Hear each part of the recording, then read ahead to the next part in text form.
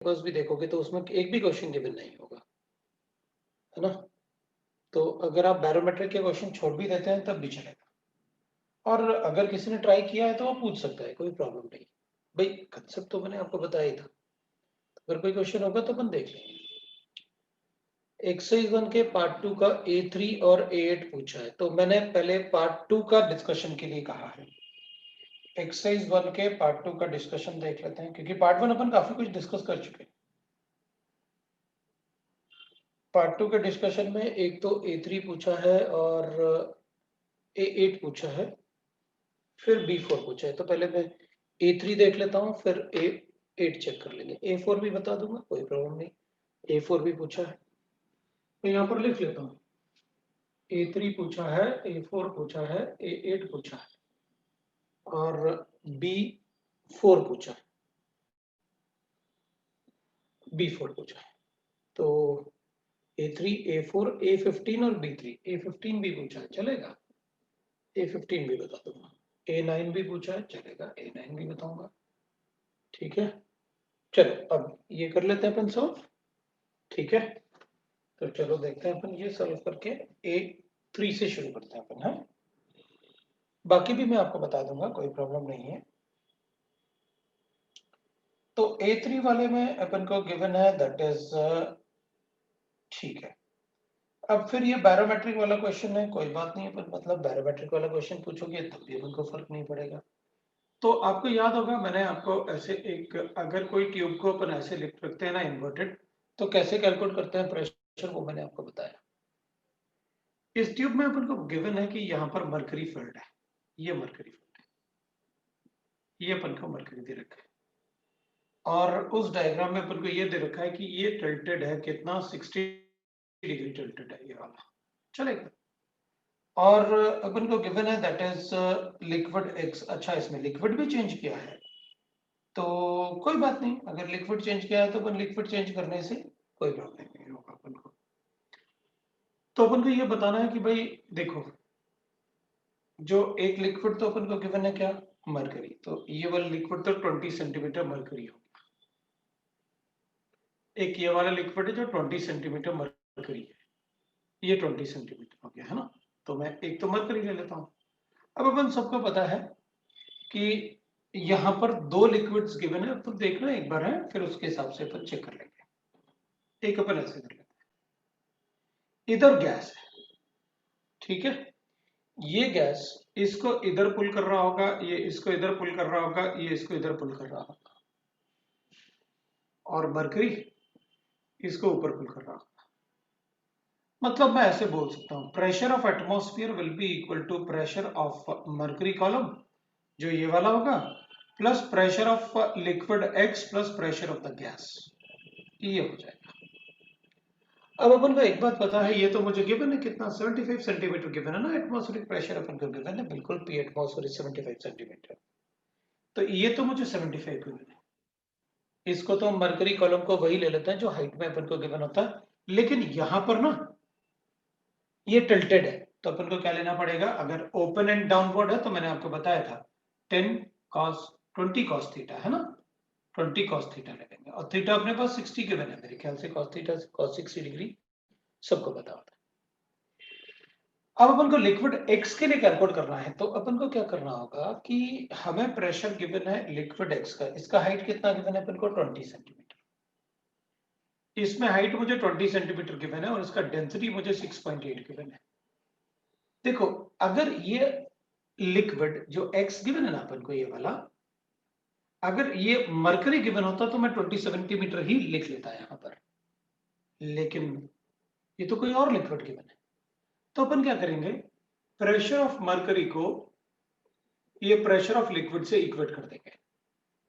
भाई लिक्विड का pressure mercury के फॉर्म में कितना सेंटीमीटर होगा, तो अपन कहेंगे इसके लिए D of mercury, H of mercury and G of mercury. ये मरकरी का ले लो, डेंसिटी, हाइट और ग्रेविटेशनल फोर्स, और यहां पर आप डेंसिटी, हाइट और ग्रेविटेशनल फोर्स लिक्विड एक्स का ले लो। तो जैसे अगर मरकरी का हाइट अपन को गिवन होता तो अपन डायरेक्टली कंसीडर कर लेते हैं उसे। तो ठीक है, अगर मरकरी का हाइट है होता, अगर ये लिक्विड का हाइट मरकरी का हाइट होता, तो देखते हैं क्या डिफरेंस आता है। जी तो अपन कैंसिल कर देते हैं, ये थोड़ी चेंज होता है, डेंसिटी और हाइट चेंज होगा। इसका डेंसिटी कितना होता है तो अपन को पता है 13.6 होता है, हाइट कितना होगा वही तो कैलकुलेट करना है अपन को। इसका डेंसिटी कितना गिवन है अपन को 6.8 गिवन है, और इसका हाइट कितना गिवन है 20। I think this and this is twice, ऐसे 2 टाइम्स जा रहा है, तो h जो होगा ना वो, अगर ये लिक्विड का हाइट मरकरी के टर्म्स में कैलकुलेट करते हैं तो कितना आता है अपने पास, ये 20/2 मतलब 10 सेंटीमीटर, तो ये मेरे पास 10 सेंटीमीटर आ रहा है। ये लो भाई आपका प्रेशर ऑफ द गैस।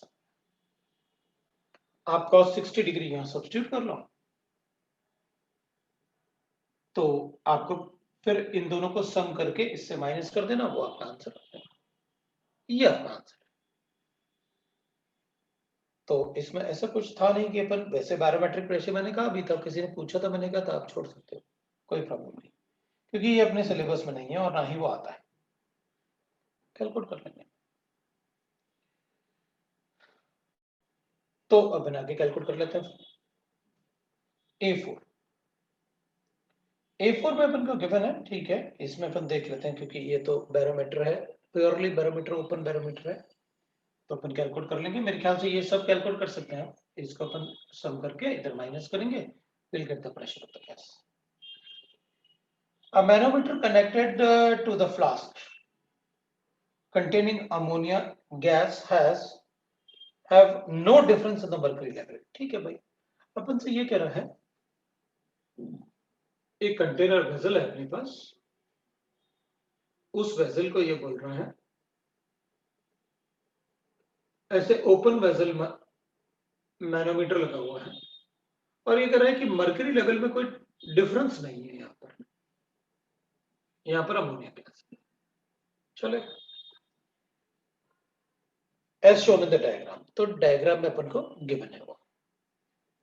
अब वो अपन से कह रहे हैं, after sparking into the flask ammonia is partially dissociated. Okay, ठीक है, अमोनिया अपन ने यहाँ पर ना इसके अंदर स्पार्किंग किया, मतलब इसको हीट कर दो, स्पार्क कर दो, कुछ ऐसे किया अपन ने, ठीक है भाई। मुझे यह दिया आपने कि अमोनिया जो था वो ऐसे डिसोसिएट करना है मुझे, बस ये मुझे पता है, और ये पार्शियली, पूरा डिसोसिएट नहीं करना है, पार्शियली डिसोसिएट करना है। अब अपना सबसे पहले ध्यान जाएगा, क्या आपने मुझे अमोनिया के मोल्स दिए हुए हैं? अगर दिए हुए हैं तो उसके हिसाब से डिसोसिएशन करूंगा, वरना रिएक्शन तो गिवन है मुझे, एंड दैट इज कि 1 मोल अगर अमोनिया डिसोसिएट होगा तो हाफ मोल ये बनेगा, 3 मोल्स इसके बनेंगे, क्योंकि 2 मोल्स डिसोसिएट हो रहा है, तो 1 मोल इसका और 3 मोल उसका बन रहा है, ठीक है। Now it has a difference of 6 centimeter in the mercury level into the 2 columns। अब देखो, अपन को पता है कि अगर इसका डिसोसिएशन होगा तो इसके 2 मोल से इसके 4 मोल्स बनेंगे, तो 1 मोल इसका बनेगा और 3 मोल इसके बनेंगे। तो अगर इसका 2 मोल्स जितना भी डिसोसिएट होगा, अपन ने कहा भाई इसका 2x डिसोसिएट हुआ, हमारे पास a मोल्स गिवन थे इसके इनिशियली, तो अपन कहेंगे अगर इसके सपोज a में से 2x मोल डिसोसिएट हुए तो इसका x मोल बनेगा, इसका कितना बनेगा, 3x मोल बनेगा। तो अपन कहेंगे ठीक है भाई, ये जो अपन ने लिखा हुआ ये according to the molar coefficient है, क्योंकि इसके 2 मोल्स होते हैं डिसोसिएट, तो इसका 1 मोल बनता है, तो इसका 3 मोल्स, तो इसका अगर 2 मोल्स डिसोसिएट हुआ तो मैंने कहा इसका x मोल्स और उसका 3x मोल्स। वो कहता है कि अगर हम इसको डिसोसिएट करेंगे पार्शियली, क्योंकि पूरा डिसोसिएट नहीं करना है, पूरा डिसोसिएट करना होता तो ये खत्म हो जाता, फिर हमारे पास 2 मोल से डबल मोल्स बन जाते, उसने कहा पार्शियली डिसोसिएट होता है, ठीक है। अब वो कह रहे हैं से, it is the difference is 6 centimetre in the mercury level in 2 columns, what is the partial pressure of H2 at the equilibrium state. हाँ ठीक है, तो अपन को पता चल जाएगा ना पार्शियली उसका कितना डिसोसिएशन, उसका कितना, राइट ना, डिसोसिएशन होगा, तो अपन कहेंगे ठीक है भाई देख लेते हैं। तो जब ये डिसोसिएट हुआ अमोनिया, तो इसमें डिसोसिएट होने से जो डिफरेंस आया, ऑब्वियसली बात है नंबर ऑफ मोल्स तो बड़े होंगे, तो अगर इसके अंदर नंबर ऑफ मोल्स बढ़ेंगे तो ऑब्वियसली बात है ये 6 सेंटीमीटर ऊपर चला गया डिफरेंस, 6 सेंटीमीटर ये ऊपर चला गया। तो अपन क्या करेंगे, इसका मतलब है कि इसके जो भी मोल्स रहे होंगे भाई, अब ये बचा हुआ तो a-x होगा, ये x बन गया और ये 3x बन गया ना, तो अपन कहेंगे कि अब ये ऊपर चला गया तो ये नीचे आ गया होगा भाई, ये आ गया होगा ऐसे। तो अब ये कह रहा है कि ये जो डिफरेंस है ना, जो डिफरेंस आ रहा है इसमें वो 6 आ रहा है अपने पास। तो अपन कहेंगे ठीक है भाई, अपने पास ये जो डिफरेंस आ रहा है ये 6 आ रहा है, 6 सेंटीमीटर ना, हाँ 6 सेंटीमीटर आ रहा है। तो अपन कहेंगे कोई बात नहीं, इसका मतलब है कि अगर 2 मोल्स डिसोसिएट होंगे, जितना मोल्स डिसोसिएट होगा उसका डबल मोल्स बनेगा। तो अपन कहेंगे जो भी प्रेशर पहले रहा होगा, अगर इसका प्रेशर इनिशियली पी रहा होगा तो बाद में प्रेशर कितना हो जाएगा, तो अपन कहेंगे इसका प्रेशर अगर P है तो ये P माइनस 2x हो जाएगा, और ये x हो जाएगा और ये x हो जाएगा। तो इन सब का, इनमें आप बोल रहे हो मुझे कि डिफरेंस जो है that is equal to how much, 6। तो अपन कहेंगे देखो भाई, अगर इसके 2 मोल्स डिसोसिएट हुए हैं तो उसके 4 मोल्स बने हुए हैं। अगर उसका 4 मोल्स बना हुआ है तो अपन कहेंगे डिफरेंस से, इसको हटा देता हूं और फिर चेक करते हैं। तो अपन कहेंगे पार्शियली डिसोसिएट होने के बाद जो भी अपने पास मोल्स रहे होंगे इधर, अपन उसको कैलकुलेट कर लेते हैं कि जो डिफरेंस है वो कितना आ गया, 6 आ गया अपने पास। तो ठीक है, अपन कहेंगे इनिशियली प्रेशर अगर मान लो इस this is directly proportional to P naught A, तो अपन कहेंगे इनिशियली पी नॉट था तो बाद में कितना हो गया, तो बाद में अपन कहेंगे पी टोटल, बाद में ये इनिशियल हो गया पी नॉट, पी इनिशियल, अपने पास जो भी प्रेशर रहा होगा वो पी नॉट लिया अपन ने।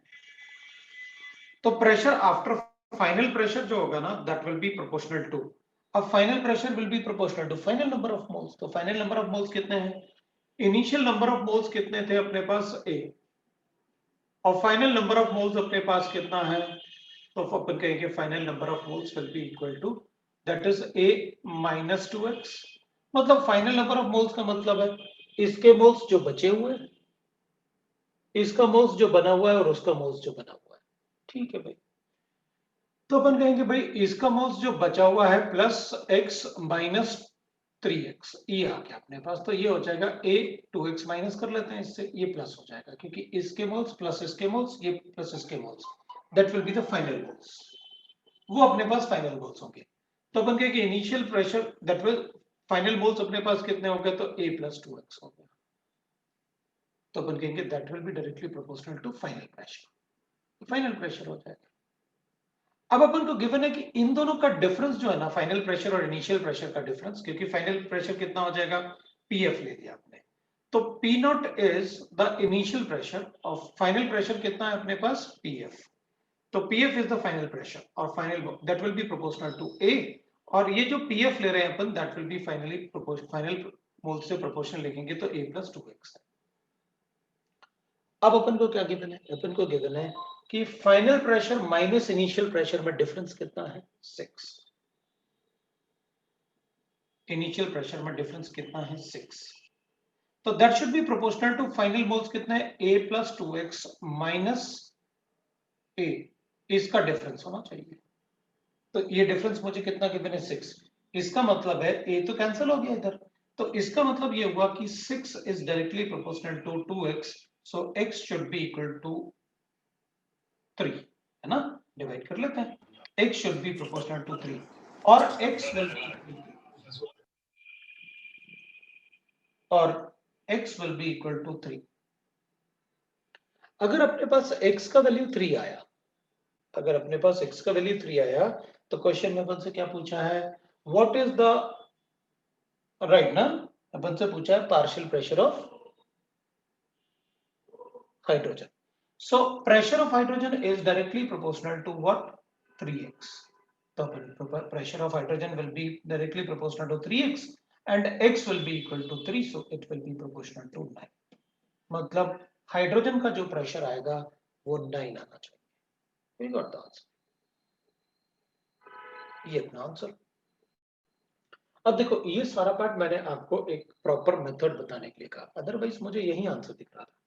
कैसे, ये पी नॉट वगैरह में कुछ भी नहीं लेता, मैं ये कहता कि जितने मोल्स डिसोसिएट होंगे ना उसके डबल मोल्स बनेंगे, इसके 2 मोल्स डिसोसिएट होंगे, टोटल 4 बनेंगे। तो 2 डिसोसिएट करो 4 बनेगा, मतलब डिफरेंस इज 4, डिफरेंस इज 2, भाई 2 तो डिसोसिएट हुआ ना, कम हो गया, और 4 बने, तो कॉम्पनसेट करो ना, 4 में से 2 जो डिसोसिएट हुआ, तो 2x ही तो बचा, इसका मतलब है 2x is equal to 6, x is equal to 3, 3x is equal to 9, खत्म हो गया था क्वेश्चन। ये सारा पार्ट मैंने सिर्फ आपको ड्राइव करने के लिए, कि आपको पता रहे कैसे क्वेश्चंस, कैसे डिसोसिएशन हो रहा है, कैसे ये चल रहा है, अपन अगर चाहें तो उसको ड्राइव कर सकते हैं, उसके लिए बताएं, otherwise it is not required. अब अपन क्वेश्चन नंबर 8 की बात करें। क्वेश्चन नंबर 8 में अपन को गिवन है, ठीक है, will write like this. Question number 8 में a balloon weighing 50 kg is filled with 685 kg of helium, ठीक है भाई, एक balloon is a balloon. Question number 8, A8 है, पार्ट 2 का। So this is 50 kg, a balloon weighing 50 kg, तो ये खुद ही 50 kg का है, और इसमें हीलियम गिवन है कितना, 685 kg, 685 kg। अब ये बोल रहा है अपन से 1 एटमॉस्फेयर 25 डिग्री सेंटीग्रेड, इसमें प्रेशर भी गिवन है अपन को 1 atm एंड 25 डिग्री सेंटीग्रेड, ठीक है। What will be the payload of payload if it displays the air? 5108 kg of air, तो ठीक है ना, आपने बताया तो था। अब ये क्वेश्चन उसने पूछा होगा जिसने क्लास अटेंड नहीं किया होगा वाला। Payload will be equal to mass of air displaced, है ना, ये तो अपने साफ साफ लिखा हुआ है, मास of air displaced minus mass of field balloon, mass of field balloon, है ना, फिल्ड बैलून, ये होता है भाई पेलोड। तो अपन ने कहा था, ये तो अपन को डायरेक्टली दे रखा है क्वेश्चन में 5108 kg, तो डायरेक्टली दे रखा है अपन को। तो आंसर किस में गिवन है अपन को, केजी में गिवन है, अपन सारा क्वेश्चन केजी में कर देते हैं। मास ऑफ फिल्ड बैलून का मतलब है मास ऑफ बैलून कितना गिवन है अपन को, 50 kg plus mass of helium, तो मास ऑफ फिल्ड बैलून हो जाएगा। हीलियम का मास हमें थोड़ा सेपरेटली कैलकुलेट करना पड़ेगा, कैसे, n of helium will be equal to, क्योंकि मास ऑफ हीलियम अपन को गिवन था ना शायद, हाँ वो भी गिवन है अपन को 680, है ना, ये भी गिवन है ना अपन को 685। मुझे लगा ये गिवन नहीं होता तो अपन क्या करते, number of moles P V equal to NRT से कैलकुलेट करते ना, pressure volume of balloon divided by RT, ये नंबर ऑफ मोल्स आता, multiply by molecular mass, weight in gram आता, केजी में कन्वर्ट कर देते। यहाँ तो अपन को डायरेक्टली गिवन है कितना है, लो ऐड कर दिया, तो क्वेश्चन ही खत्म हो गया, क्योंकि ये भी केजी में गिवन है मुझे, और ये भी केजी में गिवन है मुझे कोई कन्वर्जन नहीं करना पड़ा, ये तो बिल्कुल इजी क्वेश्चन, मेरे ख्याल से इससे ज्यादा इजी हो भी नहीं सकता पेलोड का कंसेप्ट। लेकिन अपन ने काफी कुछ पढ़ा हुआ था पेलोड में, हॉट एयर बैलून के कंपैरिजन, हमने बहुत कुछ डिस्कस किया था। ठीक है, क्वेश्चन नंबर 15 देखता हूं मैं। क्वेश्चन नंबर 15 में अपन को गिवन है, 15 वाले क्वेश्चन में गिवन है A and B are two identical vessels, ठीक है, अपन ए और बी को दो आइडेंटिकल वेसल मान रहे हैं। लो भाई, एक वेसल ये है और एक वेसल ये है, दोनों ही आइडेंटिकल है, ए एंड बी, ठीक है, मैं 15 की बात कर रहा हूँ पार्ट 2 में, ठीक है। तो दो आइडेंटिकल वेसल है, vessel A contain 15 gram of ethane at 1 atmosphere and 298 kelvin, so ethane है, सो वेट 15 ग्राम ऑफ, इसमें इथेन है, इथेन मतलब C2H6, 15 ग्राम ऑफ इथेन मतलब मैं मोल्स ही लिख देता हूँ क्योंकि इसका मॉलिक्यूलर मास 30 है, तो डायरेक्टली मोल्स लिख लेता हूँ, ये 14 है तो और भी इजी है, ये तो थोड़ा अच्छा ही लग रहा था मुझे लगा तो मुझे थोड़ा टफ पूछोगे, और 15 वाला तो और भी इजी है, A15 क्या पूछ रहा है, the density of neon will be highest, ये तो बड़ा इजी हो जाएगा, लो भाई, density is equal to PM upon RT होता है, नियॉन के लिए पूछ रहे हो ना, ये कांस्टेंट है, तो D will be proportional to P by T। अगर डेंसिटी मुझे हाईएस्ट चाहिए तो प्रेशर मैक्सिमम होना चाहिए, टेम्परेचर मिनिमम होना चाहिए। डन 3 आईएस हो गया। इसमें तो क्वेश्चन ही बेकार है, वो तो थोड़ा अच्छा ही था, कुछ कुछ लिखना पड़ रहा था। चलो कोई नहीं, अपन को क्या फर्क पड़ता है। 16 वाला पूछा है किसी ने, वो भी मतलब थोड़ा सा अच्छा लग रहा है मुझे, वो भी देखते हैं तो, है ना। चलो 16 वाला देखते हैं। तो उसमें ना आंसर नहीं बताया मैंने, प्रेशर आपको मैक्सिमम रखना है, तो सबसे ज्यादा प्रेशर 2 एटमॉस्फेयर, बी और डी में गिवन है, और टेम्परेचर अपन को मिनिमम चाहिए जो कि बी में गिवन है। हो गया, है ना। ये थोड़ा सा फॉर्मूला यूज करेंगे, अपना आंसर आएगा। अभी जो न्यूमेरिकल क्वेश्चंस होंगे उन सब में फॉर्मूला बेस्ड ज्यादा क्वेश्चंस होंगे। A small bubble rises from the bottom of the lake, ठीक है। ये लेक वाले क्वेश्चन जो है ना, ये बैरोमीटर वाले क्वेश्चन है, ये सब फिजिक्स वाला पार्ट है। चलो कोई प्रॉब्लम नहीं। But the temperature and pressure are 8 degree and 6 atmosphere. The water surface where the temperature is 25 degree centigrade and pressure is 1 atmosphere. Calculate the, इसका मैंने आपको नोट्स नहीं दिया ना इस चैप्टर का, इस चैप्टर का नोट्स दिया मैंने आपको? नहीं सर। नहीं। No sir. ठीक है, तो अपन क्या करेंगे ना, इसके नोट्स अपन किसी सीनियर से ले लेते हैं, क्योंकि उन सबको ये सब इसलिए बताया था क्योंकि उनके बाद उनका सिलेबस जो था ऑफलाइन में बहुत सारा टाइम मिल जाता है पढ़ाने के लिए, ऑनलाइन में उतना टाइम नहीं मिल पाता। तो उनके नोट्स में ये सब होगा, height, bubble at the depth of water, ये सब होता है। वो फिजिक्स वाला पार्ट भी वहां काफी डिस्कस हो जाता है, तो उनको काफी मतलब, तो उनसे नोट्स ले लेंगे अपन ऐसे। चलो कोई बात नहीं, अपन देखते हैं क्या है। अब देखो बबल्स वाले क्वेश्चन में क्या होगा, जैसे अपन बात करेंगे, ये लेक ले लेते हैं अपन एक, है ऐसा लेक। अब इसमें क्या होगा ना, लेक में देखो एक छोटा सा बबल अपन बना लेते हैं यहाँ पर। तो इसके अंदर जो प्रेशर होगा ना, इसका प्रेशर, इसके अंदर जो गैस होगा, तो गैस का जो प्रेशर होगा वो क्या होगा, तो यहां पर ऊपर 1 एटमॉस्फेयर तो होगा, एटमॉस्फेरिक प्रेशर 1 एटमॉस्फेयर। तो एटमॉस्फेयर में जो गैसेस होंगे वो इस वाटर पे प्रेशर लगा रहे होगा, और ये वाटर जो है वो इस बैलून, इस बबल के ऊपर रखा होगा। मतलब ये जो हाइट है ना, ये जो हाइट, इस हाइट के लिए भी उस पर प्रेशर लग रहा होगा, पानी उस पर रखा होगा ना, उसका भी प्रेशर उस पर लग रहा होगा, बबल पर लग रहा होगा। तो अपन को क्या करना होता है कि ये हाइट की वजह से जो प्रेशर है वो भी कैलकुलेट करना होता है। मतलब टोटल प्रेशर जो है ना of the gas in the bubble, that should be equal to pressure of atmosphere, क्योंकि एटमॉस्फेयर पानी को ऐसे प्रेस कर रहा है, और प्लस करेंगे अपन प्रेशर ऑफ वाटर, मतलब अपन को वाटर का प्रेशर जो उस पर रखा हुआ है, क्योंकि जितना ज्यादा डेप्थ में ये बैलून होगा उतना ज्यादा पानी इसको प्रेस कर रहा होगा। जैसे जैसे ऊपर आएगा तो वाटर भी कम होता जाएगा ना, जो उसके ऊपर होगा वाटर, तो वो कम उसको प्रेस कर रहा होगा। तो वो इसलिए बबल, आपने जब भी बबल्स देखे होंगे ना, नहीं देखा हुआ है तो वाटर बॉईल करके घर में देख लेना।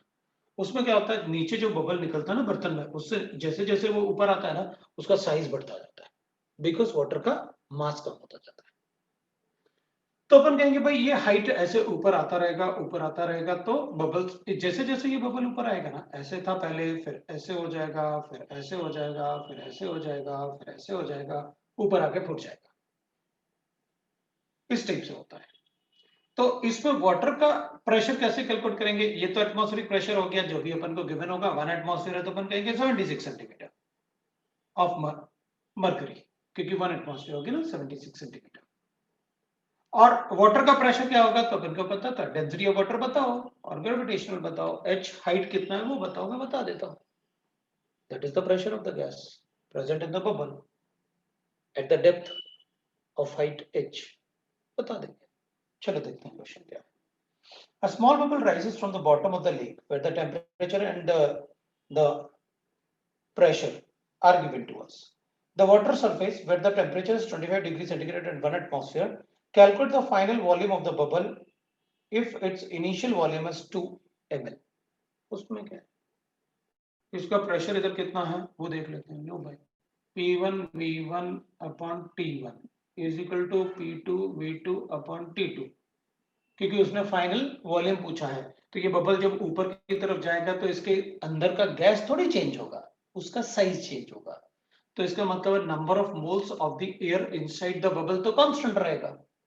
उसने कहा है कि जैसे ये बबल इसको टच करेगा ना, तो ऊपर टच करना मतलब उसको टच करने के बाद वो ब्लास्ट हो जाएगा। तो जस्ट बिफोर द ब्लास्ट उसका साइज क्या होगा वो बताना है अपन को।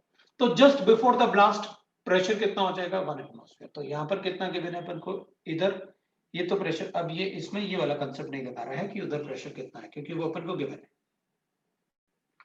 इधर अपन को प्रेशर गिवन है कितना 6 एटमॉस्फेयर, टेम्परेचर कितना 8 डिग्री सेंटीग्रेड, वॉल्यूम कितना 2 लीटर। इधर अपन को इसमें बताना है प्रेशर कितना 76 नहीं 1 एटमॉस्फेयर, क्योंकि एटमॉस्फेयर में गिवन है ना।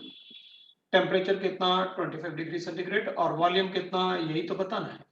हो गया लोग, आर तो कांस्टेंट होता ही है, नंबर ऑफ मोल्स इसके अंदर जो गैस रहेगा वो तो कांस्टेंट रहेगा, वो तो नहीं चेंज होगा। हो गया क्वेश्चन।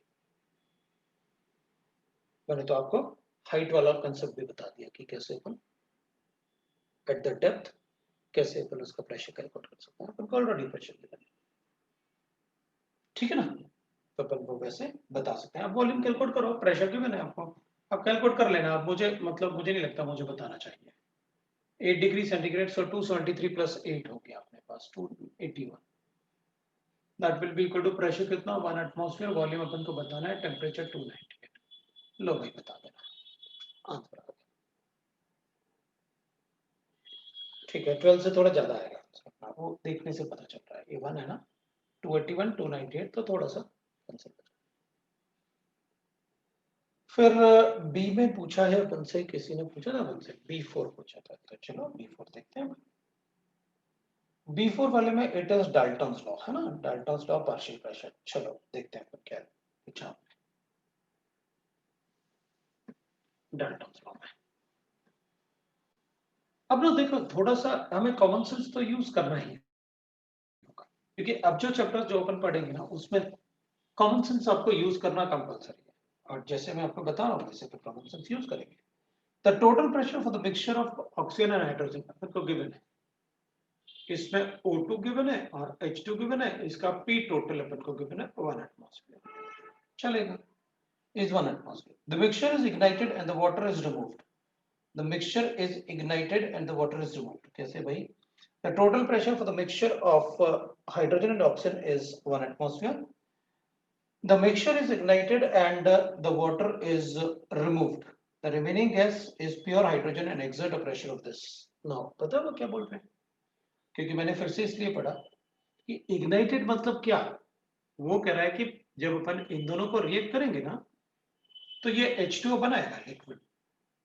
वो कह रहा है कि मैं इन दोनों को स्पार्किंग करता हूँ, इग्नाइट करता हूँ, बर्न करता हूँ। बर्न करने से इन दोनों का जो टोटल प्रेशर था ना वो तो 1 एटमॉस्फेयर है, लेकिन बर्न करने के बाद जो वाटर बना उसको मैंने वेपराइज कर दिया, हटा दिया। उसके बाद बर्न करने के बाद जो ये गैसेस लेफ्ट है ना, H2 प्लस हाफ O2 जो गैसेस लेफ्ट है ना, उसमें ये तो खत्म हो गया होगा, लेकिन ये 0.4 बच गया, 0.4 एटमॉस्फेयर लेफ्ट। ठीक है ना। चलो भाई ठीक है, हमें क्या फर्क पड़ेगा। when measured at the same value of temperature and volume, okay, temperature volume तो स्टील कंटेनर अज्यूम कर लेते हैं और टेम्परेचर सेम है as the original mixture. What was the composition of the original mixture on the mole percent? ठीक है भाई, हमें एक बात बताए, volume percent is equal to mole percent and mole fraction is directly proportional to pressure fraction. चलो देखते हैं क्या। आपने मुझे इन दोनों का टोटल प्रेशर दिया था 1 एटमॉस्फेयर और इन दोनों को कंप्लीटली बर्न करने के बाद 0.4 बच गया। इसका मतलब ये हुआ कि इन दोनों का मिक्सचर में जो रिएक्शन हुआ ना वो सिर्फ 0.6 एटमॉस्फेयर का हुआ, क्योंकि 0.4 तो बच गया था हाइड्रोजन। अब अगर 0.6 एटमॉस्फेयर का रिएक्शन हुआ है तो किस रेशियो में होगा? 1:1/2 के रेशियो में ना। तो इसको 1:1/2 के रेशियो में डिवाइड कर दो, या आप उसे ऐसे कर दो 2:1 के रेशियो में डिवाइड कर लो। 2:1 का रेशियो का मतलब हो गया कि यहां अगर मुझे 2:1 के रेशियो में डिवाइड करना है 0.6 को, तो मैं इसको ऐसे बता दूंगा, ये 0.4 होना चाहिए और ये 0 होना चाहिए, 0.2 होना चाहिए, तो ये 2:1 के रेशियो में डिवाइड होता है। तो ये हमें आपने दिया था टोटल प्रेशर 1 एटमॉस्फेयर, उसमें से 0.4 एटमॉस्फेयर बच गया, तो रिएक्ट कितना किया होगा? 0.6। अभी 0.6 जो रिएक्ट किया होगा वो ये दोनों मिला के रिएक्ट किए ना, तो अगर ये दोनों रिएक्ट करेंगे तो इनका रेशियो तो 1:1/2 का रेशियो, मतलब 2:1 का रेशियो होगा। तो 2:1 के रेशियो में जो इनका रिएक्शन होगा इसको डिवाइड कर देते हैं कि भाई कौन कितना रिएक्ट किया होगा। तो ये 0.4 रिएक्ट किया, तो ये 0.2 रिएक्ट किया होगा, तो मैंने इसको डिवाइड कर लिया। तो फिर total hydrogen in the original mixture कितना था? 0.4 रिएक्ट किया, 0.4 बच गया, तो ये 0.8 था और ये 0.2 था ओरिजिनल मिक्सचर में। तो इसका 0.2 रिएक्ट करेगा तो इसका 0.4 रिएक्ट करेगा अकॉर्डिंग टू द रिएक्शन, और इसका 0.4 बच जाएगा। वो आपने क्वेश्चन में लिखा, हो गया हमारा।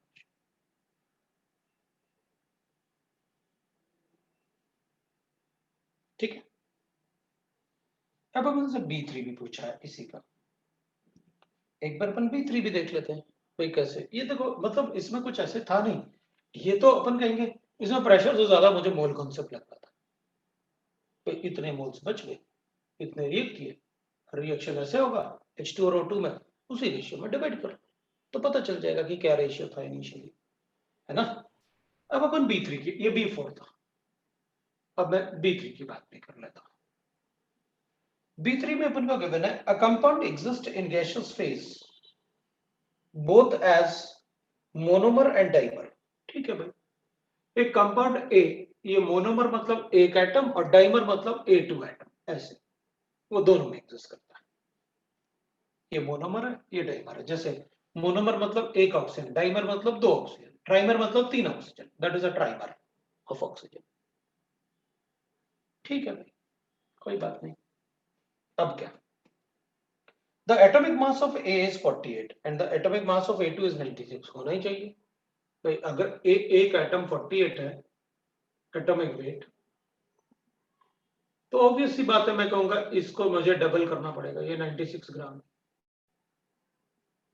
उसका डबल हो गई होगा।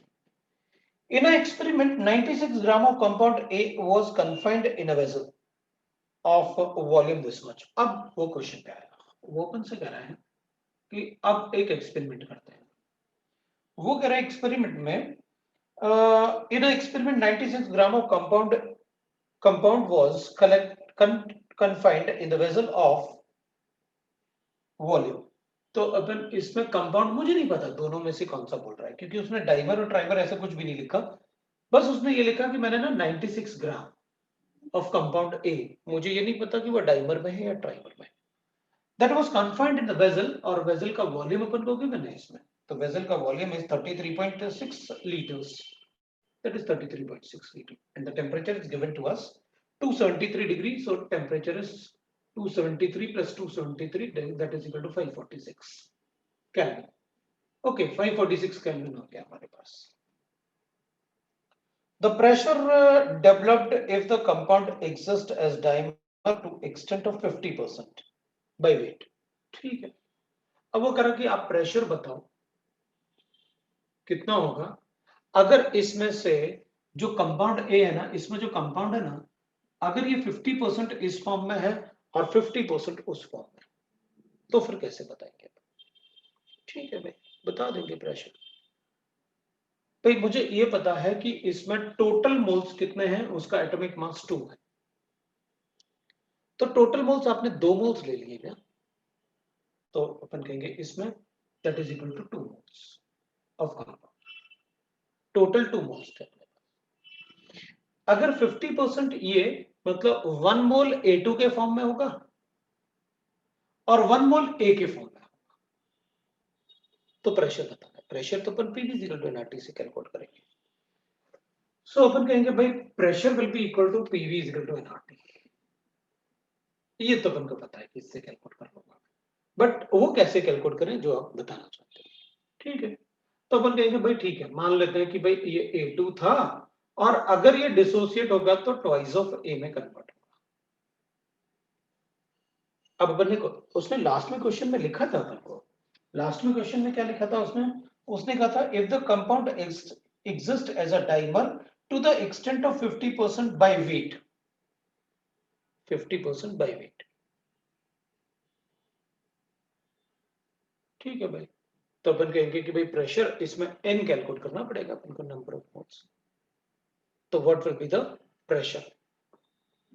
वो कह रहा है कि ये भी 50% हो और बाकी बचा हुआ 50% इस फॉर्म में। ठीक है, तो वैसे अगर देखा जाए तो अपन डायरेक्टली बोल सकते हैं कि अगर 50% इस फॉर्म में होगा, 50% इस फॉर्म में होगा, तो ये 1 मोल है, ये भी 1 मोल है 96। तो 96 का हाफ मोल ले लेते हैं अपन किसमें, डाइमर के फॉर्म में। तो बचा हुआ हाफ मोल कितना हो जाएगा, तो अब 96 है, तो इसमें 1 मोल 96 है और अपन ने टोटल 96 लिया हुआ है। इसका मतलब ये हुआ कि इसको अगेन आप उसी रेशियो में डिवाइड कर दो। किस रेशियो में? 2:3 के रेशियो। इसलिए मैं उसको अब इक्वेशन से लिख के बताऊंगा। मेरे पास ये 96 ग्राम है, इसका 50%, अब इसको 0 लिख लेता हूं। अगर इसका 1 मोल एक ग्राम भी डिसोसिएट होगा तो इसके 2 ग्राम बनेंगे। अगर इसका 1 ग्राम डिसोसिएट होगा तो इसके 2 ग्राम बनेंगे। मुझे ये पता है कि भाई इसमें से x का वैल्यू कितना है, 48। तो अगर x का वैल्यू 48 है, अपन मोल्स के फॉर्म में ले सकते हैं, फिर बाद में मास में कैलकुलेट कर लेंगे, अपन को कोई प्रॉब्लम नहीं, क्योंकि हमें PV = nRT लेना है। ये टोटल 2 मोल्स है ना, क्योंकि मोल्स के फॉर्म में तो अपन को पता है ये 1 मोल है, तो इसके 2 मोल्स बने। आप क्या करोगे, आप ऐसे लिख लोगे, ये 2 मोल्स है, ये 0 हो गया। अभी अपने पास सिर्फ ये तो बना ही नहीं ना। अब अगर मान लो इसका x मोल डिसोसिएट हुआ तो इसके कितने मोल्स बनेंगे? तो अपन कहेंगे अगर एक भी मोल डिसोसिएट हुआ तो ये 2x बनेगा, बनेगा ना 2x। तो फिर ठीक है, अगर मान लो ये 50% डिसोसिएट हो गया तो अपन कहेंगे देखो भाई, ये मेरे पास अगर 2 था और x मोल डिसोसिएट हुआ तो बचा कितना, 2 - x। ये बनेगा कितना, 2x। तो टोटल मोल्स कितने हैं मेरे पास, मुझे पता है कितने हैं मेरे पास। ये 50% डिसोसिएट हो रहा है, मतलब इसका मतलब x का वैल्यू मुझे कितना गिवन है, 1। तो इसका 1 मोल ही तो बचा फिर, क्योंकि 50%, 2 का 50%, ये कह रहा है कि 2 मोल्स है टोटल। अगर इसका 50% डिसोसिएट होगा, 1 मोल देंगे अपन को, ये 2 मोल्स नहीं होंगे, 1 मोल है। I am sorry, what is so, मैंने 1 मोल क्यों लिखा, क्योंकि आपने अज्यूम क्या किया मॉलिक्यूल को, A2। अगर अपन ने A2 अज्यूम किया है ना इसको, तो A2 का मॉलिक्यूलर मास कितना होगा, 96। तो 96 डिवाइडेड बाय 96। अपन अगर A अज्यूम करते, मतलब मुझे यहां A लिखना चाहिए था, तो फिर मैं 2 लिखता, क्योंकि A का मॉलिक्यूलर मास कितना होगा, 48। तो अगर आप 96 ग्राम लोगे तो उसके 2 मोल्स होंगे, इसके थोड़ी 2 मोल्स होंगे, इसका तो 1 मोल होगा। ठीक है भाई, तो इसका 1 मोल है मेरे पास, क्योंकि इसका मॉलिक्यूलर मास मुझे 96 गिवन है। तो मैंने 96 को 96 से डिवाइड किया, तो मैंने ये जो कंपाउंड अज्यूम कर रहा हूं ना, मैं A2 अज्यूम कर रहा हूं इसके अंदर, A2 कंपाउंड। तो अपन कहेंगे A2 कंपाउंड का मॉलिक्यूलर मास मतलब 1 मोल गिवन है। अब आप चाहते हो कि 1 मोल में से 50% इधर कन्वर्ट हो जाए, तो 50%, अब इसमें कोई प्रॉब्लम नहीं था अपन को इधर लिखने में। क्यों? क्योंकि इनिशियली 1 मोल है, जब ये डिसोसिएट होगा, अगर इसका x मोल डिसोसिएट होगा तो इसका कितना बनेगा, 2x बनेगा। तो इनिशियली 1 था, x डिसोसिएट हो गया तो कितना बच गया, 1 - x। ये कितना बन गया, 2x। तो फिर अपन कहेंगे ठीक है, x का वैल्यू कितना है, इनिशियली 1 था ना, 50% डिसोसिएट होगा तो x का वैल्यू कितना होगा, 0.5, 50%। तो फिर बचेगा कि ये कितना, बिकॉज गिवन दैट ना, ये अपन को गिवन है, गिवन x = 0.5। तो x = 0.5 अपन को गिवन है, therefore I can write that A2 left is 0.5 moles, मतलब 48 ग्राम। एक ही बात है। तो अपन को ये वाली पता चल गई, ये पता है अपन को, ये पता है, ये पता है, ये पता है, ये कैलकुलेट करना है, हो गया हमारा आंसर। आंसर लिख लेते हैं अपन, दैट इज प्रेशर आ गया अपने पास। आपको सब कुछ तो गिवन है, बोले तो कैलकुलेट कर देता हूँ। P = n.5 है, R is 1/12 और 0.0821 है ना, मल्टीप्लाई बाय 546, डिवाइड बाय कर देता हूँ कितना, वॉल्यूम 33.6। ये लो, दैट इज द आंसर। अब बताओ डाल्टन्स लॉ से आगे, क्योंकि काफी कुछ दिया था मैंने आपको सॉल्व करने के लिए पार्ट 1 में।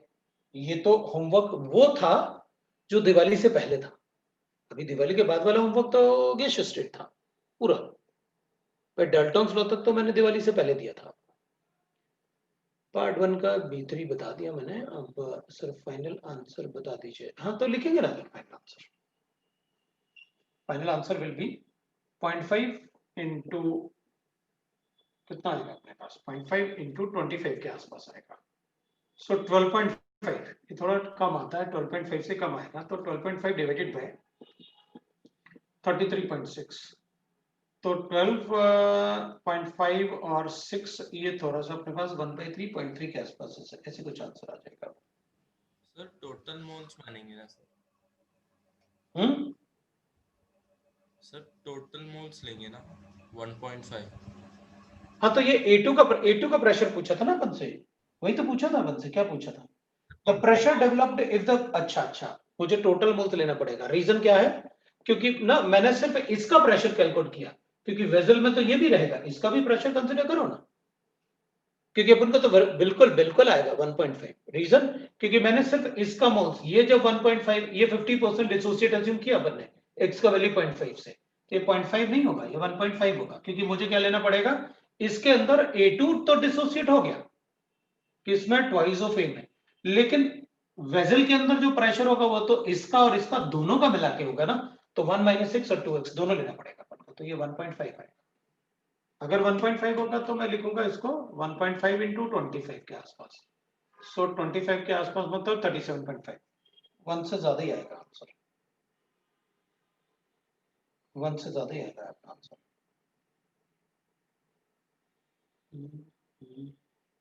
नहीं, इसको डबल करना पड़ेगा, पता, ये तो तब आता है ना 25.5 जब ये रहता है, गलत हो जाएगा, मैं उसको निकाल ही देता हूँ। सर 2 आएगा सर। हाँ मैं कैलकुलेट करूँ क्या मोबाइल से, या आ रहा है 2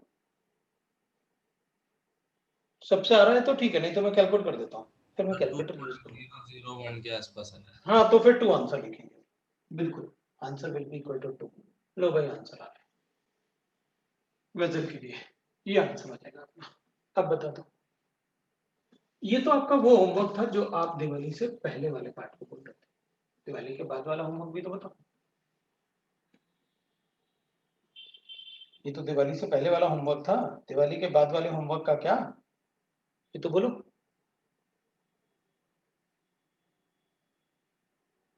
बोलो भाई, ग्राम्स लॉ ऑफ डिफ्यूजन वगैरह ये भी तो बोला था मैंने।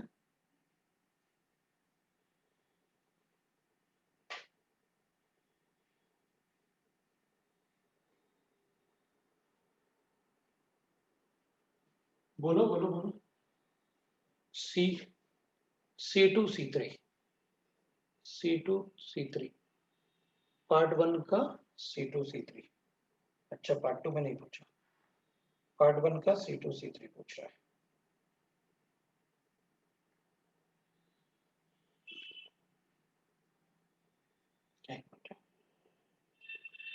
ये तो अपन ने कंप्लीट कर लिया था ना, इडियोमेट्री भी पढ़ा था शायद अपन ने लास्ट।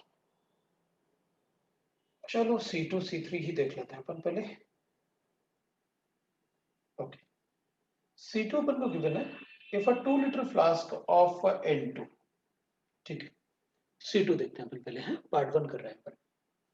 ये लो C1 भी पूछना है, C1 C2 C3 मतलब सबको, मतलब एक एक करके पूछना है। क्लास में बताया हुआ था मैंने, C1 तो ड्राइव करके क्लास में बताया हुआ है, C1 तो क्लास में ड्राइव करके बताया हुआ है। फाइनल प्रेशर C2 देखते हैं, चलो C1 भी कर दूंगा। If a 2 liter flask of N2 at 20 degrees centigrade and 70 atmosphere is connected to the another flask, पहले मैं C2 कर देता हूँ, और C2 C3 सब एक जैसे ही तो होंगे मिक्सचर ऑफ गैसेस के लिए, हाँ बिल्कुल सारे एक जैसे ही होंगे, तो C1 को ड्राइव कर लेता हूँ ना फिर से, C1 को ड्राइव करोगे तो C2 C3 वही तो है, C1 नहीं आया तो C2 C3 भी नहीं आएगा। A volume V of the gas, ये मिक्सचर वाला गैसेस ऐसे बताया तो था मैंने क्लास में, अगर दो वेसल को कनेक्ट करोगे तो कैसे कैलकुलेट करते हैं, वो टोटल मोल्स हमेशा कांस्टेंट रहेंगे, तो number of moles in vessel 1 plus number of moles in vessel 2 वो इक्वेट कर लेना, ऐसे बताया तो था क्लास में। A volume V of a gas at temperature T1 and a pressure P is enclosed in a sphere, ठीक है, एक स्फीयर ले लेते हैं, इसका वॉल्यूम V है, टेम्परेचर T1 है और प्रेशर इसका P है, इसका P। फिर ये कहता है is connected to the another sphere of volume, ठीक है, एक दूसरे स्फीयर से अपन इसको कनेक्ट कर देते हैं, इसका वॉल्यूम V/2 है, by a tube and a stopcock, ठीक है, ये बंद कर दिया अपन ने। The second sphere is initially evacuated, अच्छा, ये इनिशियली खाली था, evacuated and stopcock is closed, ठीक है। If the stopcock is opened, the temperature of the gas in the second sphere becomes T2. जब ये इधर जाएगा तो गैस का टेम्परेचर T2 हो जाएगा व्हेन इट इज ओपन। तो अपन क्या करेंगे ना, बिफोर ओपनिंग अपन ये कैलकुलेट कर लेंगे, before opening, and total will be equal to V PV अपन RT। तो P क्या हो जाएगा, ये V क्या हो जाएगा, V, R क्या हो जाएगा, कांस्टेंट T1 हो गया, टोटल मास आ गया। फिर आफ्टर ओपनिंग द स्टॉपकॉक, है ना, फिर ये बोल रहा है initially evacuated and the stopcock is closed. If the stopcock is open, the temperature of the gas in the second sphere becomes T2, इसमें T2 आ गया। The first year is maintained at temperature T1, इसको T1 पे ही maintain किया। What is the final pressure P1 with in the apparatus, ठीक है, अपन को पता है अगर ये आप ओपन करोगे ना, इस पर टेम्परेचर T1 ही मेंटेन रखा, इसका टेम्परेचर T2 रखा, तो गैस इधर से इधर तब तक मूव करता रहेगा एक दूसरे वेसल में जब तक दोनों तरफ प्रेशर इक्वल ना हो जाए। तो ठीक है, इक्वेट कर देते हैं। And total will be equal to number of moles present vessel 1 plus number of moles present in vessel 2। Total moles vessel 1 में कितने थे, ठीक है, so P V upon RT1। Number of moles इसके लिए फिर PV इक्वल टू nRT लगा देते हैं, तो इधर क्या होगा, नंबर ऑफ मोल्स N1 के लिए प्रेशर हो जाएगा P1, क्योंकि दोनों में प्रेशर एक जैसा होगा। अगर किसी ये ओपन है ना स्टॉपकॉक, तो इधर अगर प्रेशर ज्यादा होगा तो गैस इधर आएगा, इधर अगर ज्यादा होगा तो उधर जाएगा, तो जब तक कि प्रेशर दोनों में इक्वल नहीं होगा गैस मूव करता रहेगा, इसलिए दोनों में प्रेशर एक जैसा रहेगा। हमें P1 कैलकुलेट करके बता, तो P1 और इसका वॉल्यूम है V अपॉन RT कर देता हूं, इसका टेम्परेचर मुझे T1 पे ही मेंटेन करना है, प्लस दोनों में प्रेशर तो एक जैसा रहेगा जैसे मैंने आपको बताया, और वॉल्यूम इसका V/2 होगा, और इसका R तो कांस्टेंट है और टेम्परेचर इसका T2 होगा। ये तो कैंसिल कर देते हैं, मुझे इसको रीअरेंज करना है so that I get P1, और जो P1 आएगा वही मेरा आंसर है। तो V को कैंसिल कर लेता हूं, ये डिवाइड बाय 2 नीचे लेके आ जाऊंगा, तो मुझे पता चल गया P upon T1 will be equal to, P1 तो कॉमन ले लेता हूं दोनों में से, it will be equal to 1 upon T1 plus 1 upon 2T2। ये आपको P1 के लिए रीअरेंज करके बता देना, वो आपका आंसर है। अब आप इसके लिए कितना भी क्वेश्चन सॉल्व करो, मैं इसी से सॉल्व करता हूँ सारे क्वेश्चन, आपको क्लास में ही बताया, क्लास में पढ़ाया मैंने।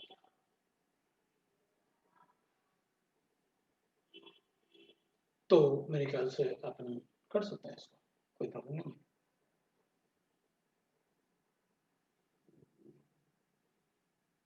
अब अपन क्या करेंगे, C2, 2 litre flask of N2 at 20 degree centigrade and, अब इसमें अपन ऐसे लिख लेते हैं, इसमें N2 2 लीटर फ्लास्क है, C2 कर रहा हूं, 2 लीटर फ्लास्क है at 20 degree centigrade 70 centimetre, 20 degree centigrade 70 centimetre of pressure connected to the other flask of 3 litre. इसको दूसरा फ्लास्क ले लेता हूं, 3 लीटर of the flask, इसमें O2 है at the same temperature and pressure अलग है, temperature is 20 degrees centigrade and pressure is equal to given to me 100 centimeter. ठीक है, अब क्या करना है? अब ये करें अपन से what will be the final pressure after the gases have thoroughly mixed same temperature as before. Also calculate the mole percent of each gas in the resulting mixture. The volume of the stepcock is neglected. ठीक है, भाई में क्या फर्क पड़ता है इससे? ये तो और भी इजी, ये बंद है। उसने अपन से पूछा है what will be the final pressure जब इसको ओपन कर देंगे। उसमें फाइनल प्रेशर क्या? फाइनल प्रेशर है, दोनों आपस में रिएक्ट तो करते नहीं है, तो डाल्टन्स लॉ के हिसाब से total pressure will be equal to partial pressure of N2 plus partial pressure of O2 होगा। इसका प्रेशर कितना होगा? तो प्रेशर तो हम भाई nRT अपन V से कैलकुलेट करते हैं। nRT, इसका प्रेशर कितना हो जाएगा? नंबर ऑफ मोल्स कितने हैं इसके? तो अपन कहेंगे पहले कैलकुलेट करना पड़ेगा अपन को नंबर ऑफ मोल्स कितने, इसके number of moles before opening the stopcock, इसके number of moles before opening the stopcock. तो अपन ऐसे कर लेंगे भाई number of moles of O2 RT अपन V, फिर number of moles of O2 ये N2 है क्योंकि इधर N2 है ना, उधर O2 इंटू RT अपन V। लो भाई हो गया। वैसे एक और बात है, तो टेम्परेचर तो कांस्टेंट है, जब आप स्टॉप कॉक ओपन करोगे ना तो वॉल्यूम 2 लीटर से 3 लीटर हो जाएगा, तो प्रेशर ऑफ N2 कितना हो जाएगा?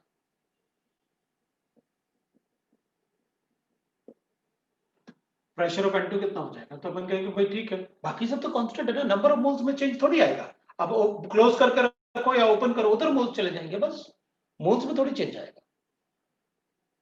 तो अपन कहेंगे प्रेशर पहले कितना था 70, वॉल्यूम कितना था 2 लीटर, प्रेशर कितना हो जाएगा वही तो कैलकुलेट करना है, और वॉल्यूम कितना होगा 5 लीटर, क्योंकि जब स्टॉप कॉक ओपन करोगे तो इसका 2 + 3 5 लीटर हो जाएगा। P2 आ गया, प्रेशर ऑफ ये आ गया N2, कितना आ गया अपने पास pressure of N2 70 × 2 divided by 5, ये बाहर गया, प्लस ये कितना हो जाएगा? तो अपन कहेंगे इसमें इसके लिए P1 V1 = P2 V2 लगा देते हैं O2 के लिए। इसका P1 कितना है 100, वॉल्यूम कितना है 3 लीटर, P2 कितना है कैलकुलेट करना है, वॉल्यूम कितना है 5। लो भाई आंसर आ गया, दोनों का प्रेशर कैलकुलेट कर लिया, दैट इज द आंसर। अब बताओ, मतलब इसमें कुछ था ही नहीं ऐसे कैलकुलेट करने का। भाई नॉब ओपन करोगे तो क्या होगा, आपस में रिएक्ट थोड़ी करते हैं, दोनों का पार्शियल प्रेशर ले लेते हैं। अब दोनों के पार्शियल प्रेशर आ गया, ये P of O2 आ गया अपने पास 300 डिवाइडेड बाय 5, और P of N2 आ गया अपने पास 140 डिवाइडेड बाय 5। तो pressure fraction is equal to mole fraction होता है। इसका प्रेशर फ्रैक्शन ले लो, उसका प्रेशर फ्रैक्शन ले लो, आपके पास आंसर।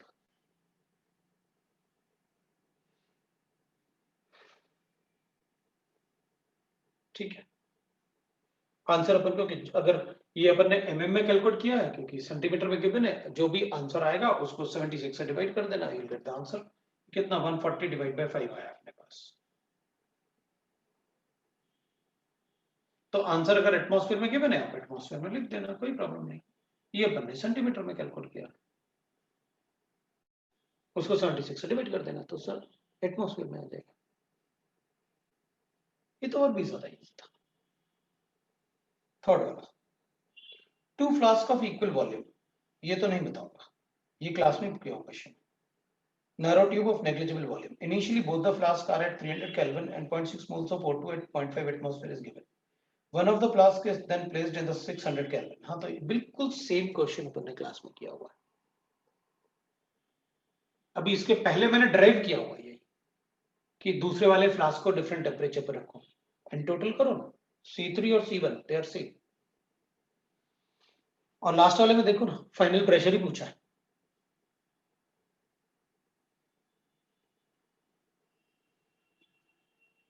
फाइनल प्रेशर इससे पहले तुमने कैलकुलेट किया था, थोड़ा तो अपन को दिमाग लगाना पड़ेगा।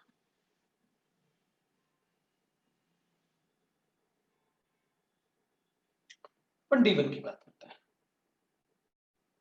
किसी ने मुझसे पूछा है D1 and D4, D1 and D4 बताता हूँ एक minute. The diffuse rate of diffusion. अच्छा एक और बात है ना, देखो तुमने एक बात ऑब्जर्व किया ना, मैं कभी भी किसी भी क्वेश्चन को विदाउट डायग्राम नहीं सॉल्व कर रहा। मुझे डायग्राम बनाने की जरूरत नहीं थी, मैं तुमको सिखा रहा हूँ कि डायग्राम बनाए बगैर कोई क्वेश्चन सॉल्व नहीं करना। अब हमेशा डायग्राम बनाओ, क्वेश्चन को डायग्राम बनाओ, फिर उसके बाद सॉल्व करो, है ना।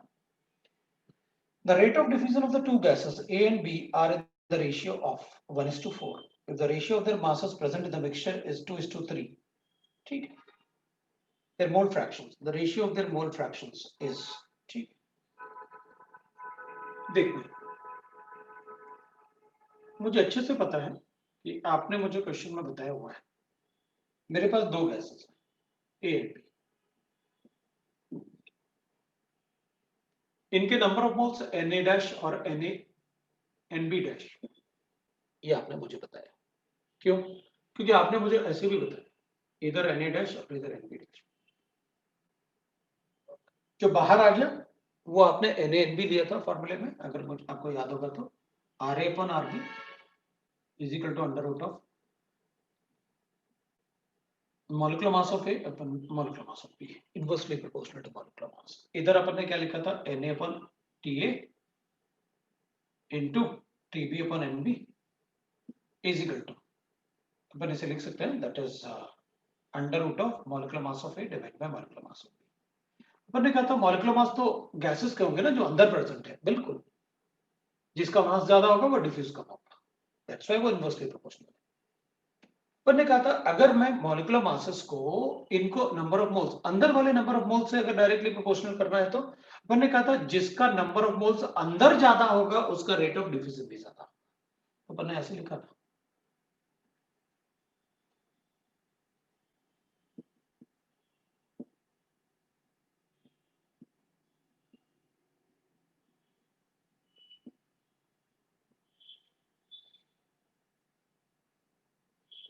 राइट ना, ऐसे लिखा था इनवर्सली प्रोपोर्शनल, तो मॉलिक्यूलर मासेस भी इनवर्सली प्रोपोर्शनल लेना था मुझे, इनवर्सली प्रोपोर्शनल, ये ए है तो ये ए इधर आएगा, वी गॉट दैट, क्योंकि अपन पढ़ते हैं ना rate is inversely proportional to molecular mass, root of molecular mass, तो अपन कहेंगे ठीक है ये अपन ने पहले पढ़ा, सब कुछ बता रखा है। मैं इन नंबर ऑफ मोल्स को ऐसे भी लिख सकता हूं, Na dash will be equal to Wa upon Na, या Nb dash will be equal to Wb upon M।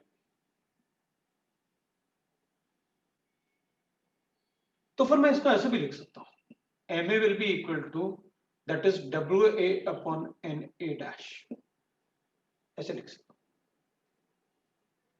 ठीक है। तो आपने मुझे दे रखा है क्वेश्चन में, ये वाला रेशियो दे रखा है आपने, that is 1:4, A and B 1:4। So मुझे क्वेश्चन में आपने दे रखा है Ra upon Rb is equal to 1:4, आप चेक कर सकते हो 1/4, ये क्वेश्चन में बिल्कुल दे रखा है। अगर ये क्वेश्चन में दे रखा है तो Na डैश और Nb डैश है, मैं इसको भी Na डैश और Nb डैश में कन्वर्ट कर लेता हूं। अब मैं इसको हटा लेता हूं, क्योंकि इस बार अपन से क्वेश्चन में वेट रेशियो गिवन है, मतलब ये W है Wb गिवन है, तो अपन इसको ऐसे लिख लेते हैं, Ra अपॉन Rb ये तो अपन को गिवन है, मैं बाद में लिख लूंगा Na dash upon Nb dash is equal to लिखूंगा under root of molecular mass क्या है, Mb ना, तो इसको लिखूंगा मैं Wb अपॉन Nb डैश, मल्टीप्लाई बाय कर लेता हूं, दैट इज Ma ना, so Na dash divided by Wa। मुझे वेट रेशियो गिवन है A और B का 2:3, देयर मास रेशियो, अपन को ये रेशियो गिवन है, Wa upon Wb is equal to 2/3 given है मुझे।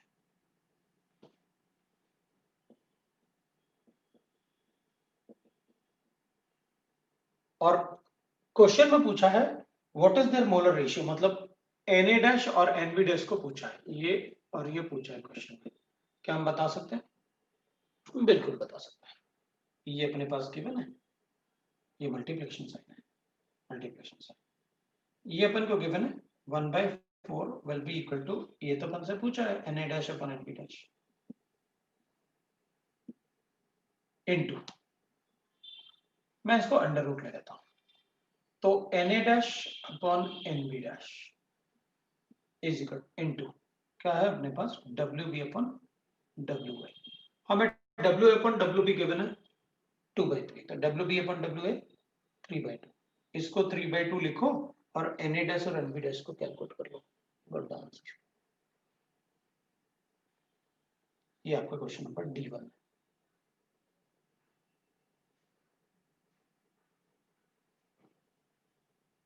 मैंने आपको क्लास में बताया हुआ है। अब आपने मुझसे D4 पूछा है। A gaseous mixture contain oxygen and another unknown gas। फिर वही बात, डायग्राम बनाएंगे अपना क्वेश्चन आएगा, डायग्राम नहीं बताओगे क्वेश्चन नहीं। अननोन गैस एक्स, मुझे नहीं पता कौन सा गैस है। The gaseous mixture contain the oxygen gas and another unknown gas in the molar ratio 4:1। अंदर वाला रेशियो गिवन है, मतलब ये वाला रेशियो Na डैश और Np डैश का रेशियो अंदर गिवन है ना mixture. Diffuses through a porous plug for into 45 seconds। ये ना टाइम लेता है मिक्सचर 245 सेकेंड्स। अब ये अपन से कह रहा है under similar conditions same volume of, मतलब इसमें वॉल्यूम अपन ने जो भी लिया सेम वॉल्यूम ऑफ ऑक्सीजन, अगर इतना ही ऑक्सीजन अगर अपन इसको फ्यूज करें अंडर सेम कंडीशन मतलब टेम्परेचर वॉल्यूम सब कुछ सेम है, it take 20 seconds to diffuse. ये 20 सेकेंड्स लेता है टू डिफ्यूज। क्या बोला अपन से, what is the molecular mass of X, बताया ना क्लास में। I think same question we have done in the class, मेरे ख्याल से अपन ने क्लास में जो किया है ना बिल्कुल एग्जैक्टली सेम क्वेश्चन किया होगा, बस डाटा डिफरेंट होगा और मे भी पॉसिबल अपन ने इनको मोलर रेशियो की जगह परसेंटेज लिया, बट मैंने सेम क्वेश्चन किया क्योंकि सारे एप्लीकेशन तो अपन कर ही लेते हैं ना क्लास में, सारे एप्लीकेशन तो अपन क्लास में कर ही लेते हैं ना, क्लास में अपन सारे एप्लीकेशन तो बता ही देते हैं, राइट। तो अपन कहेंगे भाई देखो rate of O2 divide bye rate of mixture will be equal to under root of molecular mass of the mixture divided by molecular mass of O2।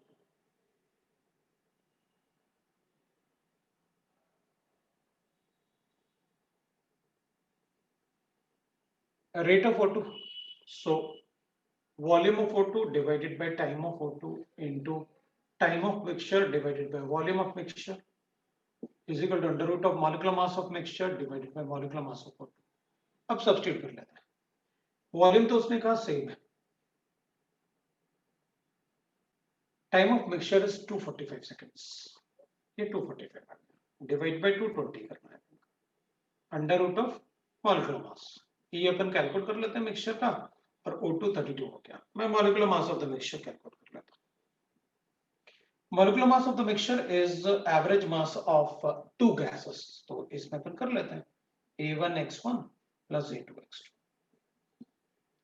A1 को O2 ले लेते हैं और A3 को X ले लेते हैं, ये जो भी आएगा अपने पास यहाँ सब्स्टिट्यूट करेंगे और A2 32 कितना मोलर रेशियो 1:5 प्लस X कितना है, A2 तो 4 है 4 मोल्स है इंटू 4/5 और ये अपन को बताना है कि X का मास कितना है, ये मल्टीप्लाई बाय 1/5 है। लो भाई ये यहां से कैलकुलेट करो, फिगर दो आंसर कैंसिल कर देते हैं, स्क्वायर ले लेते हैं और 32 से मल्टीप्लाई करके मॉलिक्यूलर मास कैलकुलेट कर लेते हैं। ये तो बता ही सकते हैं अपन 245 divide by 220 into 32 will be the answer for us। तो यहाँ सब्स्टिट्यूट करेंगे, विल गेट द AX वो अपना आंसर। इस टाइप का क्वेश्चन किया है अपने क्लास में, आप नोट्स पढ़ोगे तो मेरे ख्याल से काफी कुछ अपन को नोट्स में मिल जाता है। दूसरा बताओ, ग्राम्स लॉ ऑफ डिफ्यूजन के अलावा पार्ट 1 का E1 E1 कर लेंगे हम, कोई प्रॉब्लम नहीं अपने पास। E1 है अपने पास। E1 में आपने कहा है suppose a gas sample in all have 6 into 10 की पावर 23 molecules। ओके, E1 की बात। So a gas sample have कितना molecule? This much. Each 1/3 of the molecules have RMS speed 10 to the power of 4 centimeter per second, 2 into this centimeters per second, and this. The RMS speed of the gaseous sample is, ठीक। तो अपन ने कहा था RMS speed, मैंने आपको बताया था, E1 check कर रहा हूं मैं, मीन वेलोसिटी बताया था मैंने आपको। Mean velocity is n1 v1 plus n2 v2 plus n3 v3। 3 type के वेलोसिटीज दिया ना उसने, divided by n1 plus n2 plus n3, वो तो टोटल मॉलिक्यूल्स हो जाएंगे। अगर आपको याद होगा तो मैंने RMS वेलोसिटी आपको बताया है, ये तो मीन वेलोसिटी है, मीन स्क्वायर वेलोसिटी ये होगा, मीन स्क्वायर वेलोसिटी हो गया।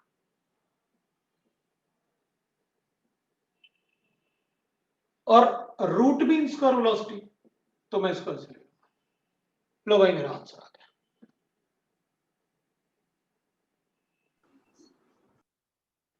आपने कहा मेरे पास total molecules n1 plus n2 plus n3 कितना गिवन है? 6 into 10 की पावर 23 गिवन है ना मेरे पास।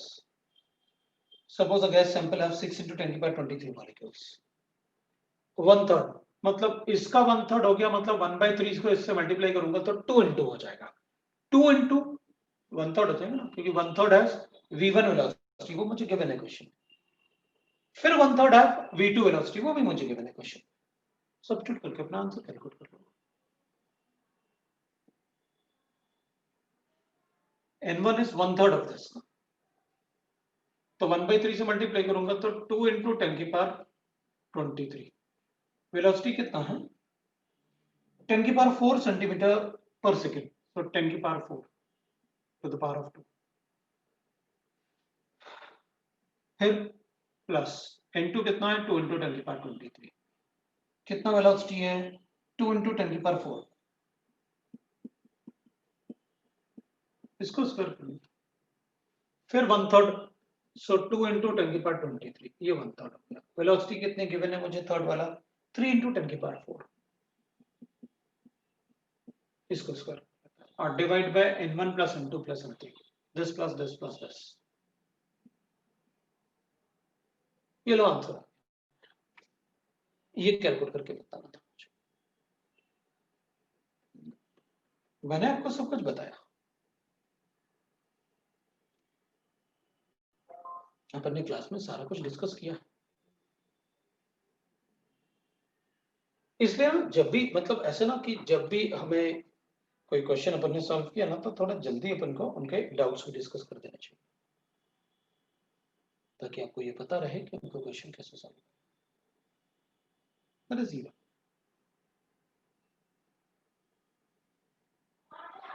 तो ये तो 10 की पावर 8 हो जाएगा, ये 4 into 10 की पावर 8, वो 9 into 10 की पावर 8, 10 की पावर 8 को कॉमन ले लेते हैं। ये पहले तो 10 की पावर 23 कैंसिल करते हैं, कॉमन लेके सभी में 10 की पावर 23 अपन को दिख रहा है,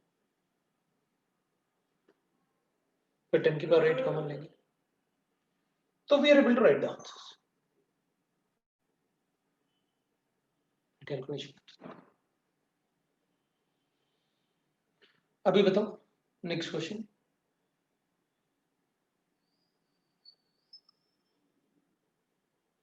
सॉल्व किया किसी ने? कुछ सॉल्व नहीं किया।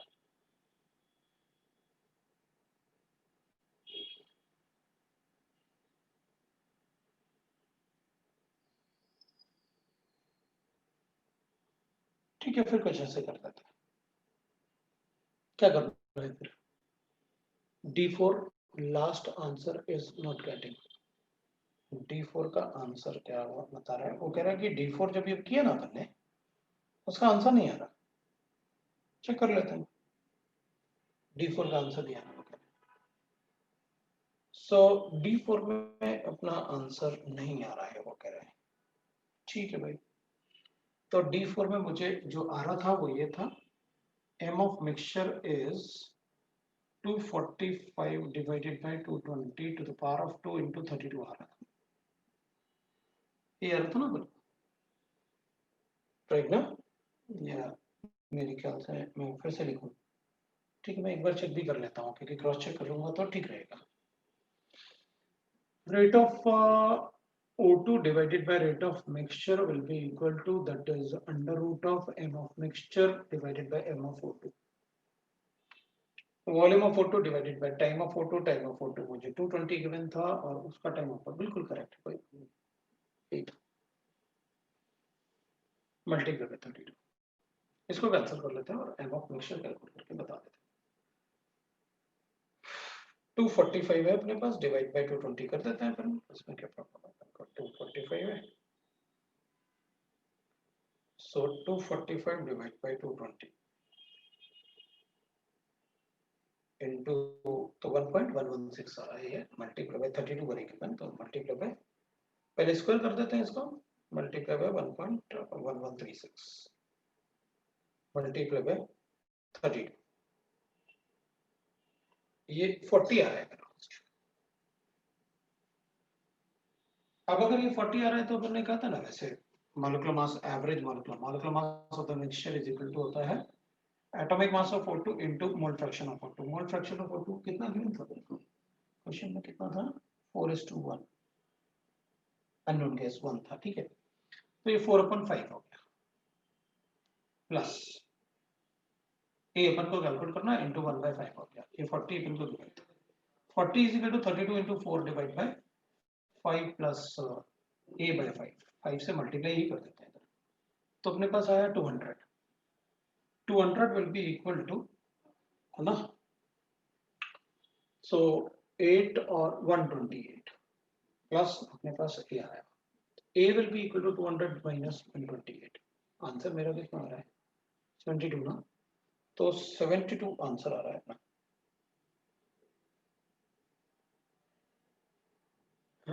इसका आंसर तो काफी ज्यादा आ रहा है, इसमें अपना आंसर 72 आना चाहिए।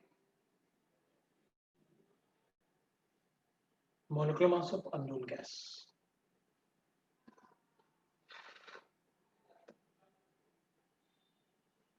Oxygen and another unknown gas, the ratio of 4:1 diffuses through a mixture of unknown gas.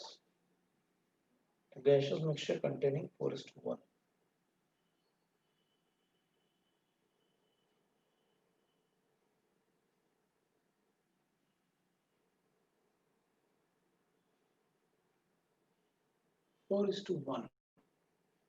Mixture हमने तो लास्ट में जाके कैलकुलेट किया ना, तो उसमें कोरिलेट करना कंपलसरी होगा क्या? अंडर सिमिलर कंडीशंस अगर हम वो कैलकुलेट करते हैं, क्योंकि हमने तो एवरेज मॉलिक्यूलर मास कैलकुलेट कर लिया ना उसका, कि अलग अलग वेसल से था। अच्छा, तो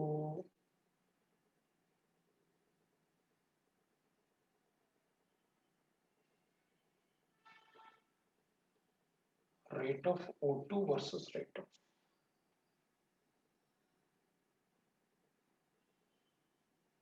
अच्छा इसमें तो 133 गिवन है,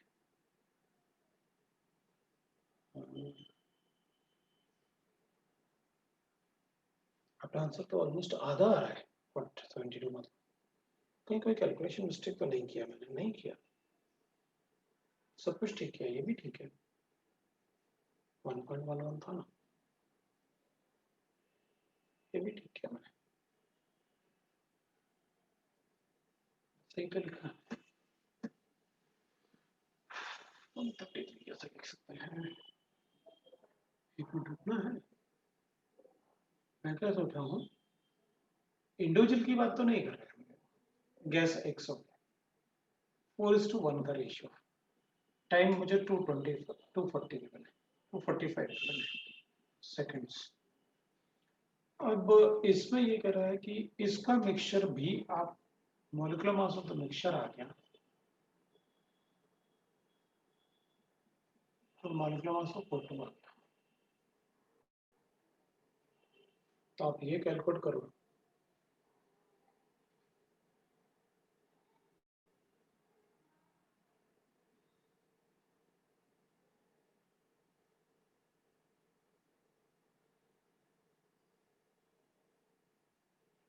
कुछ तो गड़बड़ लग रहा है, क्योंकि सेम क्वेश्चन सभी बुक्स में गिवन है और आंसर भी 72 ही गिवन है।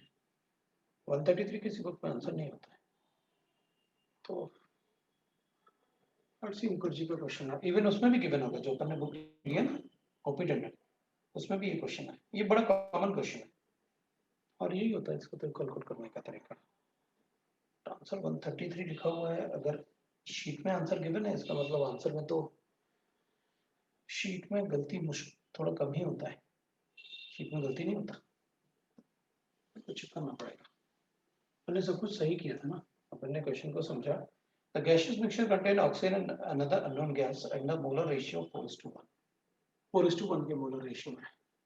फिर उसने कहा diffuses through a porous plug in 245 seconds, ये diffuses through a porous plug in 245 seconds।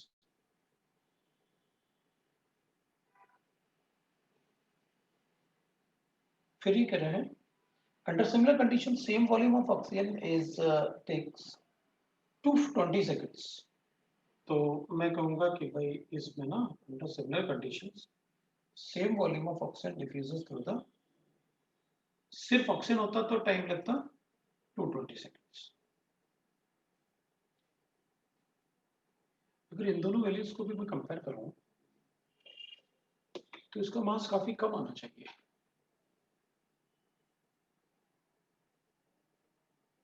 बहुत ज्यादा बता रहा है 133।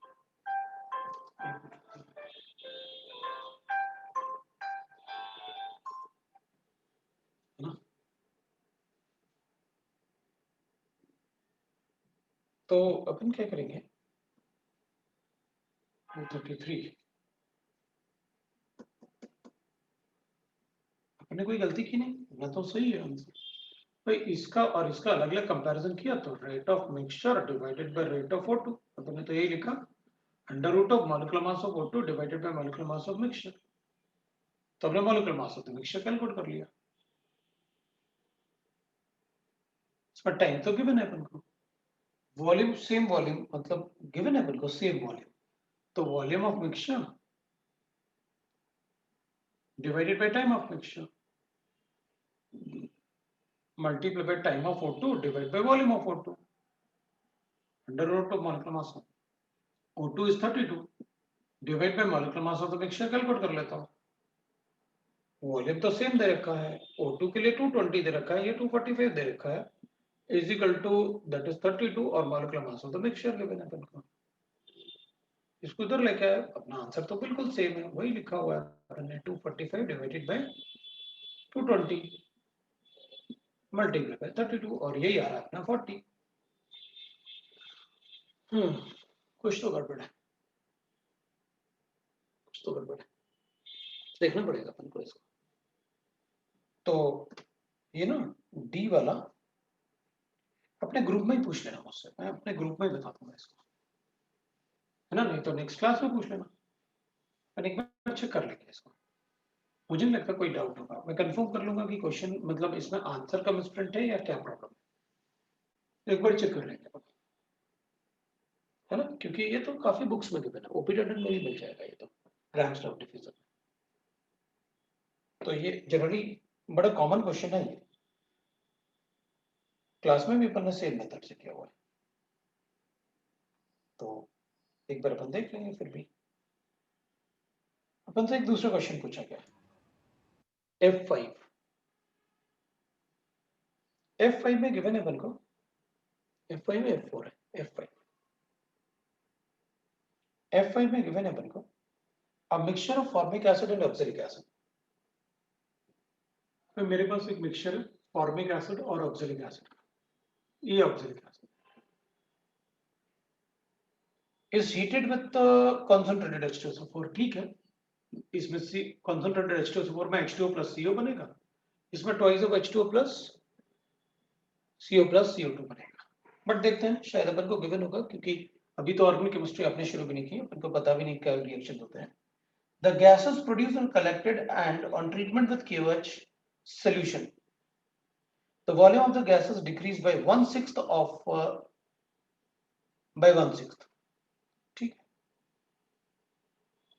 देखो भाई इसमें अपन को रिएक्शन गिवन है H2SO4 is a dehydrating agent. इसको रिएक्ट करेंगे ना कॉन्सेंट्रेटेड H2SO4 से, तो मेरे पास जो प्रोडक्ट बनेंगे वो CO प्लस H2O बनेगा, और इसको अगर H2SO4 से रिएक्ट करेंगे, इसको नहीं लिखते हैं अपन, वो कैटलिस्ट है, वरना कंफ्यूज ना करें।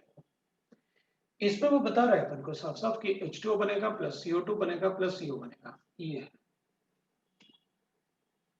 अपन मान लेते हैं कि भाई इसका A वॉल्यूम था और इसका B वॉल्यूम था। Calculate the molar ratio of the two acids in the mixture. इनके मोलर रेशियो मतलब A/B कैलकुलेट करना है। जब ये रिएक्शन करेगा, the gases produced are collected and on treatment with KOH, तो अपन से बताया गया कि on treatment with KOH the volume of the gases decreased by 1/6। ठीक है भाई, जब इसको अपन डिहाइड्रेट करेंगे तो ये A बन जाएगा, ये A बन जाएगा और ये खत्म हो जाएगा। इसका 1 मोल, इसका 1 मोल ये देगा, 1 मोल ये देगा, तो इसका AML, इसका AML देगा, इसका AML देगा, ये वॉल्यूम। इसका BML, इसका भी BML देगा, इसका भी BML देगा, इसका भी BML देगा, तो ये तो खत्म हो जाएगा, सबका BML बन जाएगा।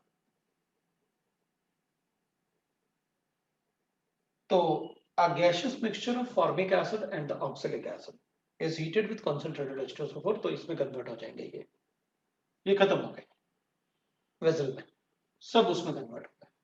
इसका A वॉल्यूम था तो इसका भी A वॉल्यूम बन जाएगा, इसका भी A वॉल्यूम, इसका क्योंकि इसका 1 मोल, इसका 1 मोल देगा, इसका 1 मोल देगा, तो जितना भी मोल्स वॉल्यूम इसका होगा उतनी वॉल्यूम इसका बनेगा, इसकी वॉल्यूम इसका होगा। Gay-Lussac's law। अब ये कह रहे हैं the gases produced are collected and on treatment with the KOH solution the volume of the gases decreased by 1/6। तो जो gases produced है भाई ये तो लिक्विड होगा, ये भी लिक्विड होगा, इनको तो भूल जाओ। the gases collected are collected, तो gases collected are A plus 2B हो जाएगा भाई। इसमें क्या होगा, CO plus CO2 plus CO, ये 3 गैसेस है, तो इसमें इसके A हो गया, इस पे B हो गया और ये B हो गया, मतलब टोटल CO हो गया A प्लस B, तो A प्लस 2B लिख लेते हैं, ये टोटल गैसेस हो गया मेरे पास ml। अब ये कह रहे हैं कि the gases produced are collected and on treatment with KOH, मैंने ना इसमें KOH डाल दिया, जो गैसेस थे ना अपने पास इसमें KOH ऐड कर दिया, तो KOH तो एसिडिक गैस को एब्जॉर्ब कर लेगा, KOH absorbs CO2, acidic gas है ना, क्योंकि एसिडिक गैस है तो बेस होता है ना KOH, तो एसिडिक गैस को कलेक्ट कर लेगा, एब्जॉर्ब कर लेगा। तो उससे फायदा क्या है?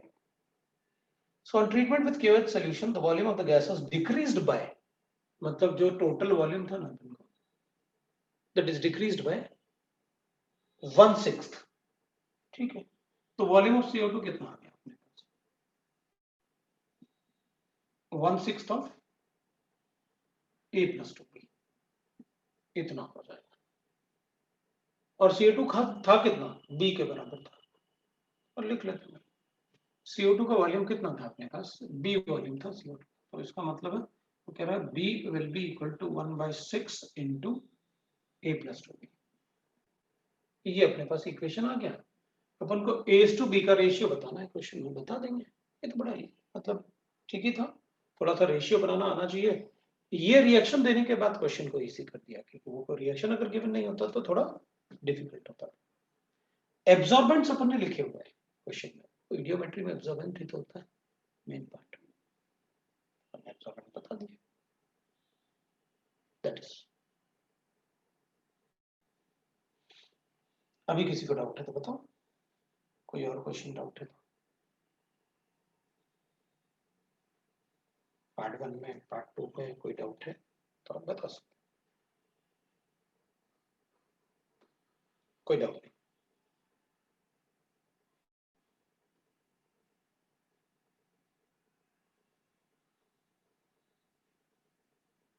पार्ट 2 में है,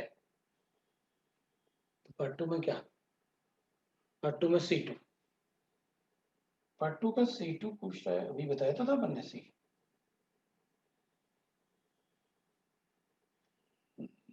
C2 वाला ना, पार्ट 2 का C2 देख लेते हैं।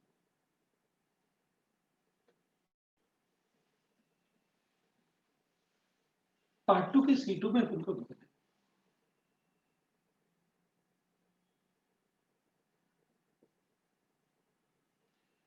2 गैस बल्ब, फिर गैस बल्ब आ गया अपने पास 100 ml और 150 ml, ठीक है, अपन ने 2 गैस बल्ब लेंगे, एक ये 100 ml है, ये 150 ml, ये 100 ml गिवन है वॉल्यूम, ये 150 ml volume, containing same gas, अच्छा दोनों में एक ही गैस है, connected by small tube bye negligible volume, okay, ये A है, ये B है, गैस दोनों में सेम है, connected with an arrow tube, same gas. तो चलो O2 गैस ही ले लेते हैं, चलो दोनों में O2, मतलब एक कोई भी गैस अज्यूम कर लेंगे, बस मॉलिक्यूलर मास अगर कैलकुलेट करने के लिए कहूंगा तो मैं वो नहीं करने वाला कि 32 होगा, क्योंकि उसमें गैस गिवन नहीं ना, क्या है हमने तो अज्यूम किया, of negligible volume at particular temperature the pressure of the gas A was found to be 20 times that of B, तो partial pressure of A same gas है और इसका partial pressure of B, so partial pressure at the particular temperature the pressure of A is found to be 20 times the pressure of B, pressure of B इससे ज्यादा, ये अपन को given है। The stopcock is opened without changing the temperature, the pressure in A will be, तो इसका pressure बहुत ज्यादा है उससे, तो अब बताओ इसका प्रेशर कितना बचेगा जब अपन इसको ओपन कर देंगे, तो बड़ा इजी हो गया, अपन क्या करेंगे, इसके लिए पूछा है कितना प्रेशर हो जाएगा, तो अपन लिखेंगे P1 V1 is equal to P2 V2, तो जब आप ये ओपन कर दोगे तो वॉल्यूम टोटल हो जाएगा ना, और दोनों में गैस प्रेजेंट है, दोनों में गैस प्रेजेंट है ना, सेम गैस प्रेजेंट है, अपन O2 गैस अज्यूम कर लेते हैं, O2 गैस, ये उधर जाएगा ये इधर आएगा, तो टोटल प्रेशर कितना हो जाएगा वो देख लेंगे, वॉल्यूम टोटल कितना हो जाएगा 150 ml, प्रेशर कितना हो जाएगा कैलकुलेट करना है, इनिशियल प्रेशर इसमें कितना था इसमें कितना था वो अपन कैलकुलेट कर लेते हैं, इक्विलिब्रियम प्रेशर पूछा है उसने कि कितना हो जाएगा, तो अपन ऐसे कर लेते हैं भाई एन टोटल, तो इसके नंबर ऑफ मोल्स कितने थे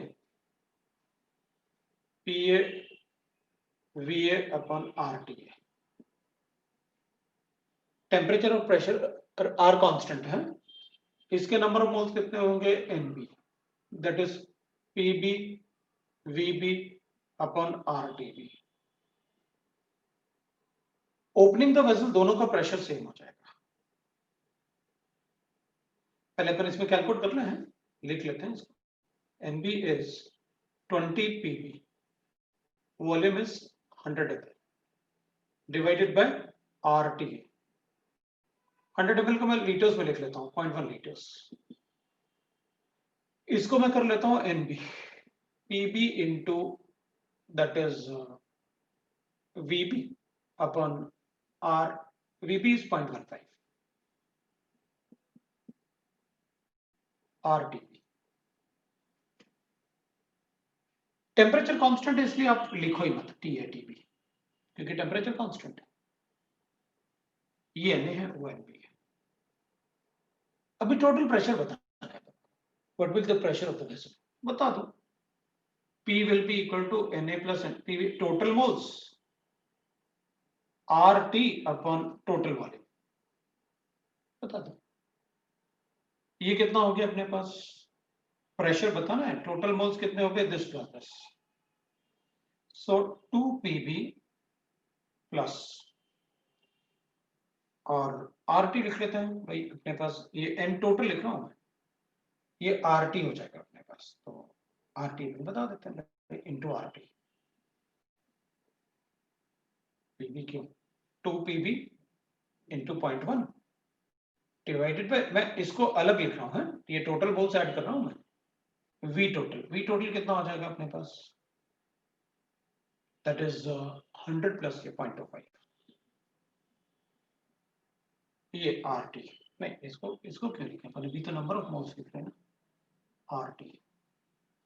फिर मैं लिख लेता हूं तो ये PB इंटू कितना 0.1 ना 0.15 डिवाइडेड बाय कितना RT, और मल्टीप्लाई बाय कितना, क्या लिखूं मैं, that will be equal to RT upon V total 0.25, ये तो कैंसिल करता है, टोटल प्रेशर कैलकुलेट। आप क्या करेंगे अपन, हमारे पास P will be equal to, that is ये 20 था, मैंने 0.1 को हटाने के लिए मैंने वैसे किया था, तो मेरे पास आएगा 2PB प्लस 0.15 PB, इतना आ जाएगा अपने पास टोटल प्रेशर। तो PB का वैल्यू कैलकुलेट करना पड़ेगा ना अपन को, PB कैसे कैलकुलेट करूंगा, कैलकुलेशन में कुछ हिंट गिवन है क्या अपन को, हिंट गिवन है क्या अपन को, इसमें अपने पास आया pressure will be equal to 2.15 PB, मतलब जितना प्रेशर PB का था, टोटल प्रेशर PB का प्रेशर कितना होगा ये था, तो उससे कितना टाइम ड्रॉप हो जाएगा वो अपन को बताना है, यानी Na प्लस NB। तो एक मिनट ना, हमने नंबर ऑफ मोल्स कैलकुलेट किया, और 2 glass bulb A and B containing same gas connected with the same tube negligible volume, ठीक है, particular temperature, the pressure of A is found to be 20 times that of pressure of this, मतलब ये 1:20 का ratio हो गया, 20:1 का, ऐसे 20:1 का रेशियो है प्रेशर का। जब अपन इसको ओपन करेंगे उसी रेशियो में इसको डिवाइड कर दो, इतना सारा करने की जरूरत क्या थी, 100 है 150 है, तो उसी रेशियो को यहाँ से भी डिवाइड होना चाहिए भाई, इससे भी आना चाहिए ना वही चीज, मैंने भी तो वही किया हुआ है, तो इसका वॉल्यूम डिनोमिनेटर 25 नहीं लिखा है, ये नहीं लिखा ना अपन ने, हाँ ये भी तो था, एक मिनट रुको, ये अपने पास आना चाहिए ना वो, उसमें मल्टी डिवाइडेड बाय 0.25, तो this comes out to be P will be equal to 2.15 divided by 0.25 into PB, तो जितना PB होगा उसका PB होगा उसका ये टाइम्स P आ जाएगा अपने पास, तो P टोटल अपने पास आ जाएगा, तो P total will be equal to what, same gas ना, नहीं उससे अपन थोड़ा सा ज्यादा लेंथी हो रहे हैं मुझे लग रहा है, ये तो अपन कैलकुलेट करते जाएंगे, कुछ कैलकुलेट करते जाएंगे, कभी कभी क्या होता है ना, कुछ चीजें ऐसी होती हैं जो बिल्कुल आप कॉमन सेंस यूज करो तो जल्दी से आ जाएगा, otherwise it will take time. अपन को क्या था कि ये भाई ये 100 ml में 20 एटमॉस्फेयर था, ये 150 ml में 1 एटमॉस्फेयर था, नाउ ओपन करो तो 250 ml में कितना एटमॉस्फेयर बचेगा, ये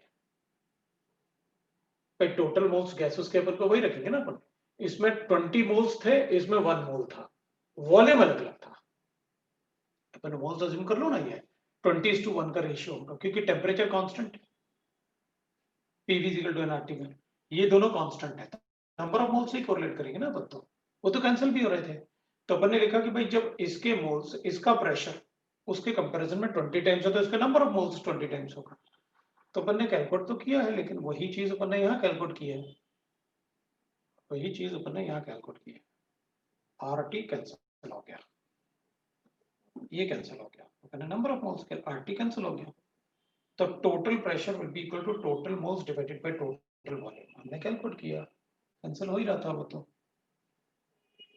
इसको हटाते हैं अपन, है ना, तो अपन के पास ये आया, तो टोटल प्रेशर जो आएगा वो PV के कंपैरिजन में इतना आएगा, अब कितना आ रहा है ये एक बार डिवाइड करके देखूं, 2.15 डिवाइडेड बाय 0.25 कितना आ रहा है एक बार देखना, डिवाइडेड बाय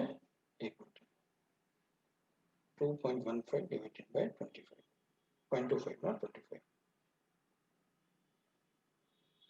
8.6, ये अपन को आ रहा है 8.6, तो प्रेशर टोटल जो होगा ना वो 8.6 ऑफ PV आएगा, ठीक है, तो 8.6 ऑफ PV बच गया, तो इसमें टोटल प्रेशर जो बचे, अपना जो टोटल प्रेशर बनेगा दोनों में वो 8.6 ऑफ PV आ गया अपने पास, ठीक है, तो इधर ज्यादा था, इधर से उधर ज्यादा गया, मतलब 20 में से ये 8.6 उधर शिफ्ट हो गया, तो इक्वल प्रेशर आ गया, अच्छा, तो 8.6 को अगर 20 में से माइनस करता हूं मैं, -20, मेरे पास 11.4 आ रहा है, 11.4 अगर मेरे पास आ रहा है तो 11.4 डिवाइड बाय 20 कितना आएगा, डिवाइड बाय 20 इंटू 100, 57 आ रहा है परसेंटेज, मतलब ये कैलकुलेशन में अपन ज्यादा कुछ कैलकुलेट करने लगे, उतना ज्यादा कैलकुलेट नहीं करना होता है, तो अपने पास आया प्रेशर जो यहाँ पर बचा ना अपने पास, P जो बचा टोटल प्रेशर, ये दोनों में इक्वल प्रेशर कितना आ गया, ये आ गया अपने पास P total, so this is the total pressure present in each vessel, दोनों वेसल का प्रेशर हो गया, तो इसमें कितना वेसल बचे, इतना, इसका प्रेशर कितना था 20 था, therefore pressure of A will be equal to 20 minus 8.2, so decrease in pressure of A, therefore decrease in pressure of A, pressure of A will be equal to 20 minus 8.6, that comes out to be 11.4 atmosphere, 11.4, therefore percentage of change na of decrease will be equal to 11.4, initially 20 था, multiply by 100 कर दो, ये लो भाई अपना answer ऐसे आ जाएगा, that will be the answer. So ये calculation में अपन को थोड़ा ज्यादा लिखना होता है, because otherwise we can write that कि भाई दोनों का प्रेशर अपन को टोटल कैलकुलेट करके कैसे बता देना है, वैसे RT लेके नहीं भी चलेंगे तब भी चलेगा, but PV equal to nRT में थोड़ा सा अपन को इजी लगता है इनिशियली, ये आपका आंसर आ जाएगा। अब आपसे क्या गिवन है, और कोई भी पूछा, C3 भी पूछा है, C3 भी कर लो, उसमें क्या है, C3 में फिर अपन वही करेंगे, कोई बात नहीं, C3 वाले क्वेश्चन में अपन उसका भी डिस्कस कर लेते हैं, कोई प्रॉब्लम नहीं अपन को, भाई C3 वाले में अपन को गिवन है, अच्छा गिवन है, देखो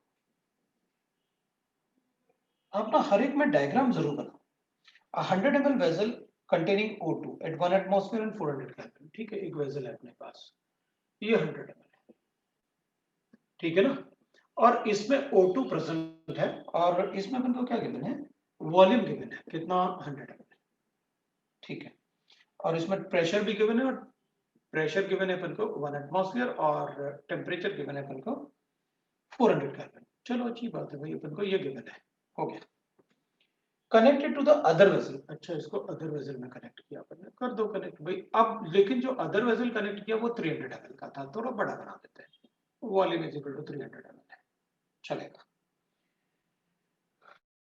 वेसल कंटेनिंग NO, इसमें अपन ने NO लिख रखा है, ठीक है भाई, कोई बात नहीं, इसका मतलब नॉब को क्लोज करना होगा, इसमें प्रेशर 1.5 गिवन है अपन को, तो ये 1.5 हो गया, अब at temperature, okay, T constant है अपने लिए, T is equal to 400 kelvin given, connected with a narrow tube of negligible volume where the gases react to form NO2, final mixture will be. Okay. अब इसमें ना थोड़ा सा अगर आप चेक करोगे ना तो ये बड़ा इजी था। अपन कहेंगे देखो पहले तो मैं इससे कैलकुलेट कर लेता हूँ number of moles of water, ऐसे पीवी अपॉन आरटी, प्रेशर कितना 1, वॉल्यूम कितना 0.1 डिवाइडेड बाय आर कितना 1/12 into 400, number of moles of NO calculate कर लेता हूँ, दैट इज इक्वल टू कितना, प्रेशर कितना 1.5 है ना, वॉल्यूम कितना 0.3 डिवाइड बाय 1/12 मल्टीप्लाई बाय 400, ये नंबर ऑफ मोल्स आ गए। अब अपन को एक बात बताए, आप मुझसे बोल तो रहे हो क्वेश्चन में कि N2 को O2 से रिएक्ट करो और क्या बनाना है अपन को, NO2 बनाना है। ओके, अगर मुझे NO2 बनाना है तो रिएक्शन बैलेंस करना होगा भाई, इसको ट्वाइस करता हूँ, इसको ट्वाइस करता हूँ, अब रिएक्शन बैलेंस है। अब रिएक्शन में ये भी है और ये भी है, दोनों के मोल्स गिवन है तो लिमिटिंग रीजन चेक करना पड़ेगा। इसके मोल्स कितने आ रहे हैं तो 12 ना, ये 4 और 3 ना, सो 100/3 आ गया अपने पास।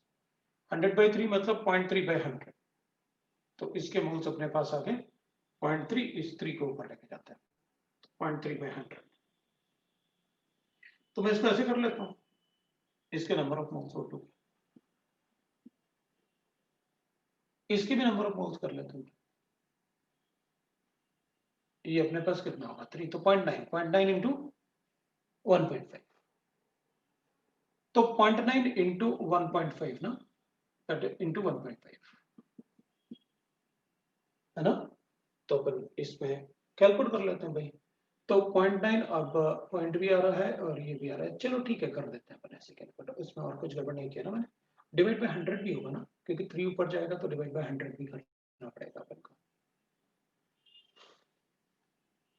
तो 0.9 इंटू 1.5 अपन कहेंगे 915 जा 90 प्लस 45 135 135 डिवाइड बाय 100 और वो भी 1.35 डिवाइड बाय 100, तो मेरे पास ये आएगा 0.0135 डिवाइड बाय 100, तो ऐसे 0.0135 आया अपने पास 0.013। देख लेना एक बार कैलकुलेशन, अगर कुछ गड़बड़ होगा तो बता देना मुझे। अब अपन क्या करेंगे, लिमिटिंग रीजन चेक करो भाई, जितने मोल्स इसके होंगे इसके मोल्स डबल यूज होंगे, मतलब इसके अगर 0.003 है तो इसका 0.006 यूज होगा, जितने मोल्स इसके होंगे इसके मोल्स डबल यूज होंगे। We know how to find out the limiting reason, तो अगर ये 0.006 है तो ये 0.003 है तो इसके 0.006 यूज होंगे, और ये 0.006 से बहुत ज्यादा है, ये 0, जब ये रिएक्ट करेंगे तो ये लिमिटिंग रीजन है।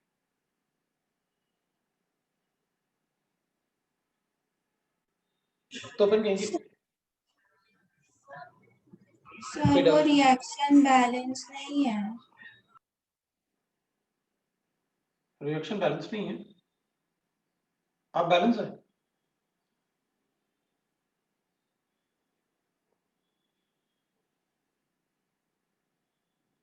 बैलेंस है ना ऑब्वियसली। हाँ सर अभी है। तो अपन क्या करेंगे, अपन बताएंगे कि देखो भाई इसमें ना N2 प्लस O2 उधर लिखना दे रहा है, जितने मोल्स इसके होंगे इसके आधे मोल्स होंगे, ये तो बहुत ही ज्यादा है इसमें, तो मतलब जितने मोल्स इसके मोल डबल यूज होंगे। अभी ये 0.01 है तो ये 0.02 चाहिए, तो बहुत कम है, this is limiting reagent. If this is a limiting reagent अपन क्या करेंगे, अब अपन चेक कर लेंगे भाई, अब आप पहले ये कैलकुलेट कर लो कि ये भी गैस है, ये भी गैस है और ये भी गैस है। अब मैं थोड़ा सा आपको मतलब आपको पता है अच्छे से, जितने मोल्स ये लिमिटिंग रेजेंट है तो ये डिसाइड करेगा कि ये कितना बनेगा, और ये डिसाइड करेगा ये कितना रिएक्ट करेगा। ये कितना बनेगा, जितने मोल्स इसके 2 मोल्स इसके 2 मोल्स बनाएगा तो ये 0.03 ही बनाएगा, ये 0 हो जाएगा। और ये कितना, तो अपन कहेंगे ये रिएक्ट करेगा 0.0135 है और माइनस 0.003 डिवाइड बाय 2 इतना रिएक्ट करेगा, ये बच जाएगा। अब मेरे पास जब मैंने नॉब ओपन किया ये दोनों रिएक्ट किए, according to the limiting Regent ये आपस में रिएक्ट किए, O2 खत्म हो गया, अब वेसल में सिर्फ ये दोनों बचे हुए हैं, अगर वेसल में सिर्फ ये दोनों बचे हुए हैं तो इनके टोटल मोल्स कैलकुलेट कर लो। आपसे क्वेश्चन में क्या पूछा है? Final pressure.